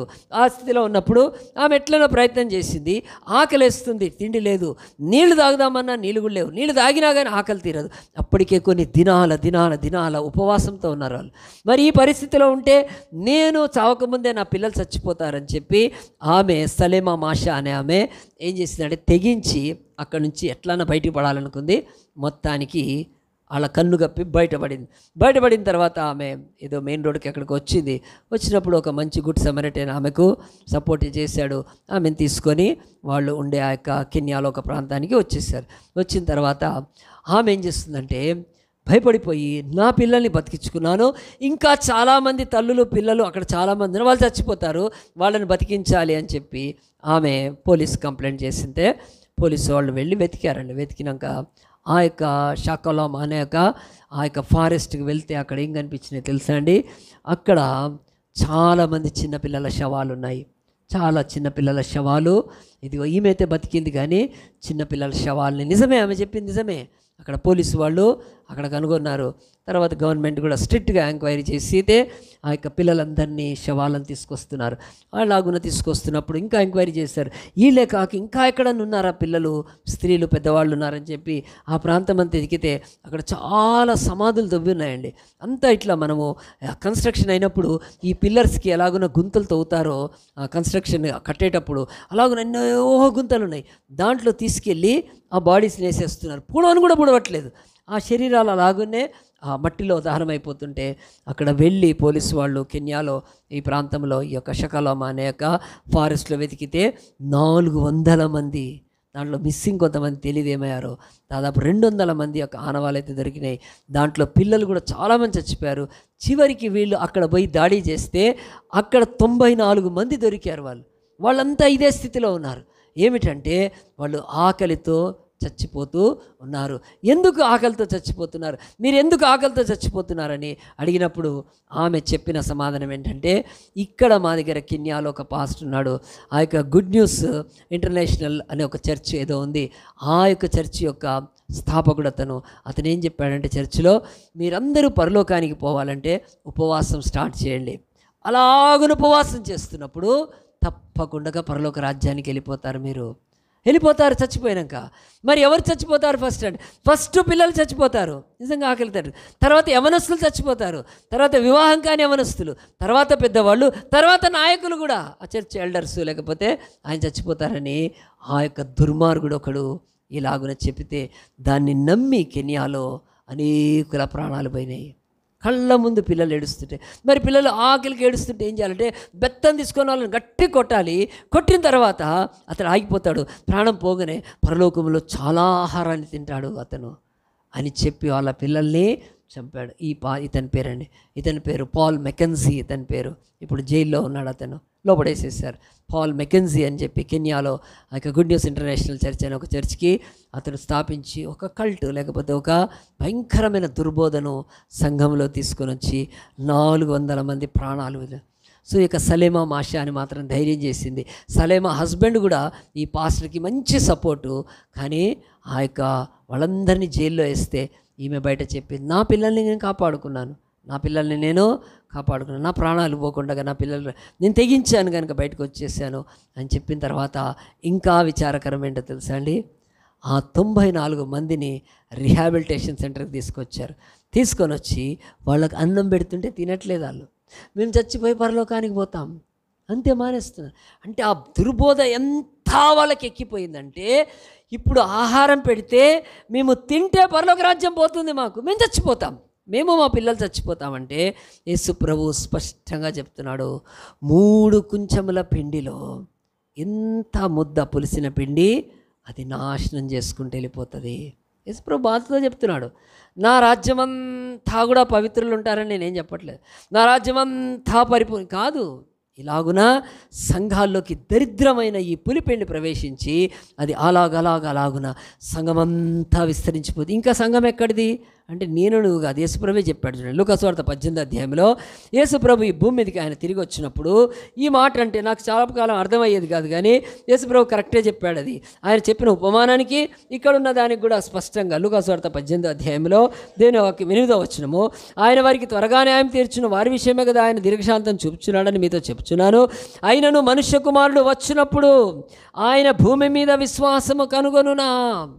ఈ యొక్క దేవుడు విశ్వాసం అనేది ఇక భూమి మీద ఉంటుందా లేదా అనేది దేవుడే అంటున్నాడు. కనుగొనునా అంటే ఉండకపోవచ్చు అని. కనుక ఈ భూమి మీద దేవుడి యొక్క రాజ్యము అది పులిసిన పిండి చేత నాశనం అవుతుంది. అది అంతకంతకు ఆ యొక్క మరి మంచిది అది చెడిపోతూ ఉంది అని చెప్పి దేవుడి పరలోక రాజ్యం గురించి చెప్పినప్పుడు మనం ఏం తెలుసుకోవాలండి? 3 సంగతులు ఖచ్చితంగా. మొదటిది గురుగులుగా చెప్పినప్పుడు దేవుని రాజ్యంలో దుష్టులు ఉంటారు. మీరు అనుకోవద్దు చర్చిలో ముంచేవాడు అంటారు కదా, భయంకరమైన భాషలు వాడితే ఇంత ఫాల్తుగాడు ఉన్నాడా, ఇంత ఉంటారు అని చెప్తున్నాడు. దుష్టులు ఉంటారు, వాళ్ళు కూడా గోధుమలతో పెరుగుతారు. రెండవది చర్చిలో ఇదేంటి ఇంత రకరకాలైనవి గూళ్ళు పక్షులు కోతలు అంటే, అవును చర్చిలో దేవుని రాజ్యంలో దుష్ట ఆత్మలు ఉంటాయి అని పరలోక రాజ్యం గురించి చెప్పాడు. ఇక మూడోది ఈరోజు దేవుని రాజ్యంలో చర్చిలో ఇదిగో దుష్ట బోధలు ఉంటాయి. ఇదిగో ఇక కెన్యాలో ఆడ పాల్ మెకెన్జీ అనేవాడు ఎంతోమంది ప్రాణాలు పోవటానికే కారణమైపోయాడు. మరి ఈరోజు ప్రాణాలు పోకపోవచ్చు, ఇలాగున కాకపోవచ్చు, కానీ ఎంతమందికి ఆస్తి నష్టం జరుగుతుందని, ఎంతమందికి సమయం పోతుంది, ఎంతమందికి విలువైన కృప పోతుంది. మళ్ళాంటి చర్చలు చెప్తుంటే అక్కడే ఉంటారు వాళ్ళు, అలాంటి సంఘాల్లోనే ఉంటారు, అక్కడే బంధింపబడి ఉంటారు. ఎందుకంటే ఈ పులిసింది వాళ్ళ బ్రతుకుని నాశనం చేసేసింది కనుక దేవుడు అందు గురించే ఈ లోకానికి వచ్చి ఏమంటున్నాడు చూడండి. ఈ వాక్యం చదివినాక స్క్రీన్ మీద క్రాస్ చూసి మనము ప్రార్థన చేసుకుందాం. దయచేసి ఇప్పుడు నాతో పాటు అందరూ ఆ యొక్క కొరింథీయులకు రాసిన పత్రిక తీయండి. దేవుని యొక్క వాక్యములో దేవుని యొక్క వాక్యము, 1 కొరింథీయులో దేవుని యొక్క వాక్యము, 5వ అధ్యాయంలో దేవుని యొక్క వాక్యం. ఈ మాటలు చదివి మనం ప్రార్థన చేసుకుందాము. 1 కొరింథీ 5వ అధ్యాయం అందరూ కూడా చూడాలి. ఇక్కడ ఈ పులిసిన దాని గురించి ముగింపుగా మనము ఈ మాటలు చదవచ్చు. 1 కొరింథీయులకు రాసిన పత్రిక 5వ అధ్యాయము 6వ వచనము. మీరు అతిశయపడటం మంచిది కాదని చెప్పి పులిసిన పిండి కొంచెమైనను ముద్దంతయు పులియ చేయనని మీరు ఎరగరా? మీరు పులిపిండి లేనివారు కనుక. సో పులిపిండి దేవుని రాజ్యం కాదండి, అది పులిపిండి చెడుది దేవుని రాజ్యంలోకి వచ్చేదని. మనం కూడా పులిపిండి లేనివారం కనుక క్రొత్త ముద్ద అవుటకై ఆ పాతదైన పులిపిండిని తీసి పారవేయాలని చెప్తున్నాడు. మనలో ఇక ప్రాచీనమైనది పాతది ఉండకూడదని. ఇంతేకాక క్రీస్తు అను మన పస్కా పశువు వధింపబడెను కనుక పాతదైన పులిపిండితోనైనను, అంటే ఆ యొక్క ఐగుప్తులో పాతదైన పులిపిండి ఒకప్పుడు ఉండింది, కానీ వాళ్ళు విమోచింపబడ్డాక ఇంకెంత మాత్రం కూడా పాతదైన పులిపిండిని ఐగుప్తుని వదిలిపెట్టేసి ముందుకెళ్ళాలని ఆ పాతదైన పులిపిండితోనైనను దుర్మార్గతయు దుష్టత్వము అనమాట. పాత పులిసింది అంటే దుర్మార్గత దుష్టత్వం అని చెప్పి అనే పులిసిన పిండితో కాకుండా నిష్కాపట్యమును సత్యమునను పులియని రొట్టెతో పండగ ఆచరించము. ఇక్కడ పండగ అంటే ఏం పండగ అండి? జీవపు పండగ. మనం బ్రతికేదే ఒక పండగ. ఈ జీవపు పండగలో మనం బ్రతిదే అనుదిన పండగలో ఏం చేయాలంట? సత్యం అనే పులియని రొట్టెగా ఉండాలి. ఆ రొట్టెతో మనము ఆ తర్వాత ఆ యొక్క బైబిల్ చెప్తుంది నిష్కాపట్యము, కపటము లేని సాయక బ్రతుకుతో మనము జీవం కలిగిన దేవుణ్ణి ఆరాధిస్తూ ఆనందిస్తూ పండగ చేసుకోవాలి అని బైబిల్ చెప్తున్నప్పుడు ప్రియ దేవుని బిడ్డలారా, ఒక్కసారి యేసు సిలువ వైపు చూస్తే దీంతో మీకు ఇంకా పూర్తిగా అర్థమవుతుంది. దేవుని రాజ్యం భూమి మీద ఉంది. దేవుని రాజ్యంలో పులియంది ఉంది. మంచి 3 మానికల ఆ యొక్క పిండి ఉంది. అది దేవుడి పిండి. దాంట్లో అపవిత్రత లేదు, దాంట్లో పులిసిపోయింది లేదు, ఆ యొక్క దుష్కార్యం దుష్కపడి ఏమీ లేవు. అలాంటిది ఉన్నప్పుడు ఈ సిలువలో యేసు ప్రభు ఆయన కూడా శరీరంలో మనందరి కొరకు, ఆయనలో ఏ పులిసింది లేదు, ఆయనలో పాపం లేదు, ఆయనలో అవిధేయత లేదు, ఆయనలో అన్యాయం లేదు, ఆయనలో ఆ యొక్క కామ క్రోధ మద మత్సర మోహాలు ఏమీ లేకుండా యేసు ప్రభువు పవిత్రమైన పులి అని ఒక రొట్టె వలె, లేకపోతే ఒక శరీరంగా ఆయన సిలువెక్కి ఆయన ప్రాణం పెడుతున్నాడు. అప్పుడు ఏమైనా జరిగిందండి? సిలువలో అటువైపు ఒక దొంగ, ఇటువైపు ఒక దొంగ, 2 దొంగల్లో అనుకోండి. మనకైతే బైబిల్ ప్రకారము కుడి వైపున వాడు రక్షణ పొందాడని ఉంది బైబిల్లో. ఎడం వైపున అడుగు తీసుకుందాం. ఎడం వైపున దొంగ ఆడేమన్నాడు? చూశాడు పొద్దున్న నుంచి యేసు ప్రభు ఎంతో గొప్ప శక్తి గలవాడని అందరూ చాలా అంటున్నాడు, క్రీస్తు క్రీస్తు. వాడు ఒక దొంగ ఏమన్నాడంటే, క్రీస్తు, నువ్వు క్రీస్తువు కదా, నీవు సిలువలోంచి దిగు, నన్ను కూడా ఈ యొక్క సిలువలోంచి విడిపించు అన్నప్పుడు వాడి భావం ఏంటో తెలుసా అండి? యేసు, నువ్వు దిగగలుగుతావు సిలువ, అది నీకు శక్తి ఉంది, నేను సిలువలోంచి దిగలేను, నేను ఒక దొంగ, నన్ను పట్టుకున్నారు కనుక నన్ను విడిపించు కదా, నాకు సహాయం చేయమను. అంటే వాడి ఉద్దేశం ఏంటండి? యేసయ్యా, నువ్వు నన్ను విడిపించు, నువ్వు విడిపించుకో, నన్ను కూడా విడిపించు, మనం పారిపోదాం, నువ్వు రిటర్న్ వెళ్ళిపో. నేను ఇప్పటి వరకు పులిసిన బతికాను, నేను దుష్టుడిగా, దొంగగా, పాపిగా, అయోగ్యుడిగా, దుర్మార్గుడిగా బతికాను, నాకు సిలువేశారు, కానీ నేను తప్పించుకొని ఇదే పులిసిన బతకాలనుకుంటున్నాను. యేసు ప్రభువుకి అర్థమైపోయింది, వీడికి మారాలని లేదు, వీడు మంచిగా కావాలని లేదు, వీడు సిలువలోంచి మాత్రం దిగి అదే పాత బతుకు, పాత పులిసిన పిండిలాగా బతుకుతాడు అనుకొని యేసు ప్రభు కాముకున్నాడు. కొద్దిసేపట్లోనే ఇంకొక దొంగ వాడిని గద్దించి, ఇది మనకైతే న్యాయమే, వాళ్ళ అన్యాయం చేయలేదు. మనం చేసిన దొంగ పనులకు, మనం చేసిన అన్యాయ పనులకు, మనం చేసిన దోచుకున్నది, ఎంతమందిని బాధ పెట్టినది దుర్మార్గంగా, కనుక మనము యోగ్యులమే అని చెప్పి యేసు వైపు తిరిగి, అంటే నేను పులిసిన వాడినే, నాలో ఉంది ఆ పాపము, కానీ పాపము లేని యేసు, నువ్వెందుకు బాధపడుతున్నావు, నువ్వెందుకు రక్తం కారుస్తున్నావు, నువ్వెందుకు చిత్రవదలు అనుభవిస్తున్నావు? అయ్యో మా చేతుల్లో మేకులు కొట్టారంటే, మేము చేసాం దొంగలను, ఎంతమందిని చంపాం, ఎంతమందిని దోచుకున్నాం, ఎంతమంది ఈ కాళ్ళలో మేకులు ఉన్నాయి వాళ్ళకు, ఎంతమంది దాన్ని ఎంతమందిని కొట్టి ఎంతమంది వారిపోయారు, మేము మా కరెక్టే, కానీ నీలో ఎందుకు ఉందని వాడు వెంటనే పులిసిపోయిన తన బ్రతుకులోంచి పులి అని అపవిత్రుడైన తను దుష్కాపట్యముతో ఆ యొక్క దుర్మార్గత బ్రతుకున్నవాడు పవిత్రుడైన సత్యమైన నిష్కాపటిని యేసుని చూసి, యేసు నన్ను రక్షించమంటే ఏం చేశారండి? యేసుప్రభు అతన్ని పరలోక రాజ్యానికి తీసుకెళ్ళాడు. సో ఈరోజు భూమి మీద పరలోక రాజ్యం గురించి ఏం చెప్తున్నా అంటే, ఒక స్త్రీ 3 కుంచెముల పిండిని తీసుకొని దానిలో పిడికెడంత చిన్న ఆ యొక్క పులిపిండిని పెట్టినట్టుగానే ఈరోజు సంఘములో ఈ పులిపిండి ప్రవేశిస్తుంది. అది యేసు ప్రభు రాకడొచ్చే వరకు పులిసిందే మిగులుతుంది, మంచిది మిగలదు అని చెప్పేశాడు. మరి మిగిలిన మంచివాళ్ళు ఎవరంటే వాళ్ళు దేవుని చేత కొనిపోబడతారు, మంచిగైన వాళ్ళు ఈ పులిసిన పిండిలో ఉండరని యేసు ప్రభు స్పష్టంగా మనకు చెప్తున్నాడు. ప్రియ దేవుని బిడ్డలారా, ఆలోచించండి. యేసులో పాపం ఉన్నదని వాడు నిరూపించగలిగాడా? యేసులో అపవిత్రత ఉందని నిరూపించడా? కనుక ఆ యేసు అంటున్నాడు, ఆ యొక్క నిష్కాపట్యము, కపటము లేని పులి అని ఆ యొక్క సత్యమనే ఆ యొక్క పిండితో మనము జీవపు రొట్టెను ఈ భూమి మీద ఆనందించాలని పరలోకంని దిగివచ్చి ఆయన యాగం చేస్తే, ఈ చిన్న ఉపమానంలో ఏం చెప్తానండి? జాగ్రత్త, నువ్వు మా లాస్ట్ వైపు కూడా చెప్పాను, Mark 4:24 ఏముంది? మీరు ఏమి వినుచున్నారో జాగ్రత్త. మీరు ఏది పడితే అది వింటే మీ ఇంటికి ఎవడొచ్చి, మీరు యూట్యూబ్లో ఏది చూసి ఇంకెవరు ఏదైనా చెప్తే జాగ్రత్త, భూమి మీద నా రాజ్యములో పులిసిన పిండి ఉంది, అది ఉంది, అది కానీ అది నేను కాదు, మీరు ప్రశ్నించుకోవాలి. అది అలాగున స్ప్రెడ్ అవుతుంటుంది, కానీ నీకు రాకుండగా, నీకు అంటకుండగా ఆ పులిసిన దాంట్లో పడితే నిన్ను అలాగునది ఎత్తుకొని వెళ్ళిపోతుంది, నిన్ను పులియ చేస్తుందని చెప్పి యేసు ఆయన తన రక్తాన్ని ధారపోసి మనల్ని పవిత్రపరిచాడండి. కనుక మనం ఈ లోకంలోని పులిసిన దేని విషయమైనా జాగ్రత్తగా ఉండాలి. అందరం కళ్ళు మూసుకుందాము, ప్రార్థన చేస్తున్నాము, దేవుని వైపు చూసేసయ్యా. ఈరోజు పరలోక రాజ్యం విషయమై 3వ ఉపమానం నేర్చుకున్నాం. ప్రభా, నిజమే నీ యొక్క రాజ్యము విస్తారమైంది ప్రభా, 3 కుంచెల పిండితో నాయన మరి ప్రభా, ప్రతివాడి ఆకలి, ప్రతివాడి అవసరత, ప్రతివాడికి ఆశీర్వాదం ఇచ్చేంత రాజ్యం అనేది. కానీ ఈ రాజ్యంలో ప్రభా పులిసిన పిండి, తప్పుడు బోధలు ప్రభా, తప్పుడు బోధలు ఈరోజు చర్చిలోకి వస్తున్నాయి. కొంతమంది యెహోవాయే దేవుడు, యేసుక్రీస్తు దేవుడు కాదని, కొంతమంది పరలోకపు తల్లి అని చెప్తున్నారు, కొంతమంది 7వ రోజు విశ్రాంతి దినము శనివారం కనుక దానిలోనే ఆరాధించాలని, కొంతమంది అయితే బాప్తిసం తీసుకున్న వారిని కూడా పడేస్తూ మీరు తండ్రి కుమార పరిశుద్ధాత్మ కాదు యేసునామమున బాప్తిసం పొందాలని కొంత ఇదిగో పులిసింది సంఘంలోకి తీసుకొచ్చి నాశనం చేస్తున్నారు. కనుక దేవా, నేనైతే ఇట్టి వారిలో పడకున్నట్లు, నేను ప్రభా ఒకప్పుడు పులిసిన బ్రతికే, నాది పాపపు బ్రతికే, రోత బ్రతికే, నా బ్రతుకులో దుర్వాసనతో నిండిన బ్రతికే. కానీ ప్రభా, నన్ను కొత్త ముద్దగా చేసావు నాయన. ఈ కొత్త ముద్దగా నేను నీ రాజ్యంలో చివరి వరకు కొత్త ముద్దగానే ఉండాలి ప్రభా.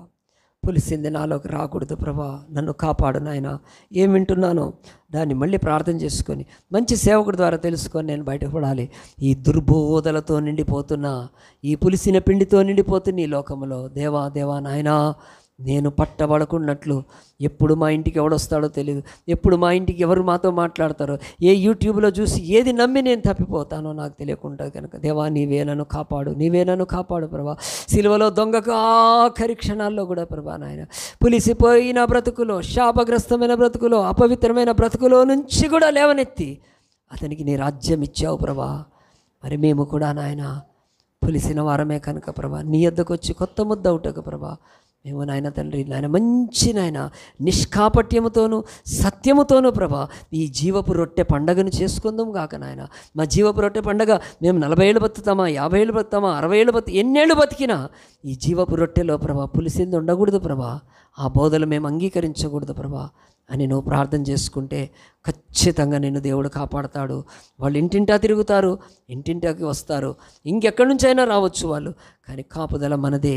యేసు చెప్పాడు, ఈ పులిపిండి మనము దూరంగా ఉండాలని. ప్రార్థన చేసుకుందాము. నీ హృదయాన్ని ప్రభువుకు సమర్పించుకో. ప్రభా, ఇంతవరకు పులిసిన బ్రతుకుంటే ఇకనైనా నేను రక్షణ పొందడానికి ఈ వారంలో బాప్తిసాలు కూడా ఉన్నాయి కనుక నేను తీసుకుంటాను ప్రభా. నా బ్రతుకును మార్చుకుంటాను ప్రభా. రేపు ఏమి సంభవించునో మాకు తెలియదు కనుక ప్రభా, నేడే సమయం ఉండగానే ఇదే మిక్కిలు అనుకునే దినం, ఇదే రక్షణ దినం అని ప్రభా మేము నాయన నిన్ను అంగీకరించి మేము పులిసింది ఏదైనా ఉంటే తీసివేసుకొని నీ కొరకు మంచి నాయన తండ్రి జీవపు పండగ చేసుకుంటాం ప్రభా. మాకు సహాయం చేయమని ప్రార్థన చేసుకుందాం. జీవంగల దేవా, పరిశుద్ధుడా, మహోన్నతుడా, ఈరోజు మమ్మల్ని ప్రేమించి అయ్యా పరలోక రాజ్యం యొక్క 3వ ఉపమానం మేము నేర్చుకుంటకు, మొదటి ఉపమానంలో దుష్టులు, 2వ ఉపమానంలో దుష్ట ఆత్మలు, 3వ ఉపమానంలో దుష్ట బోధలని చెప్తున్నావు నాయన.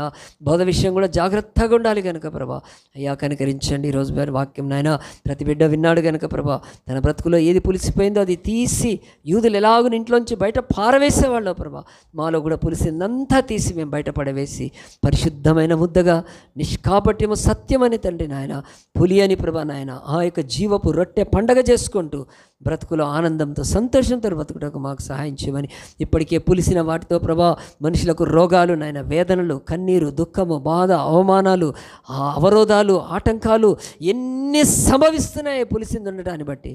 కానీ ఒక్కసారి ప్రభా దానిలోంచి బయటకు వచ్చినాక మా జీవం ఎంతగా ఆనందిస్తుంది కనుక ప్రభా అలాంటి కృపలోకి ప్రతి బిడ్డ రాగలుటకు ఈ పరలోక రాజ్య ఉపమానాన్ని సరిగ్గా అర్థం చేసుకొని దేవుని రాజ్యము ఈ భూమి మీద పూర్తిగా వచ్చేంత వరకు ఈ యొక్క పులిసింది ఉంటుందని మేము దాని పట్ల జాగ్రత్త కలిగి ఉండాలని మాత్రమే నువ్వు చెప్పావు కనుక దాన్ని నేర్చుకొని మా హృదయాల వాక్యాన్ని స్థిరపరచుకుని కృప దయచేయమని, విధమైన వాక్యాన్ని ఆరకటి నీరు పోసి నూరంతాలు ఫలింపచేయమని, అన్ని నామాల కంటే పైనామం పరలోకము నుండి నిష్కలంకుడును నిందారహితుడుగాను పాపం లేనివాడుగా వచ్చి పవిత్రమైన ముద్దగా మా కొరకు సిలువలో రక్తసిక్తమై ముద్దగా కొట్టబడి ప్రభా ప్రాణము ధారపోస్తూ మా కొరకు నాయ తండ్రి మా పాత బ్రతుకులను, పులిసిన బ్రతుకులను మార్చుటకు కల్వరి శిలువలో ప్రాణం పెట్టిన మా ప్రాణప్రియుడైన యేసు పరిశుద్ధ నామాన్ని బట్టి ప్రార్థించి అడిగి వేడుకుంటున్నాము తండ్రి. ఆమేన్.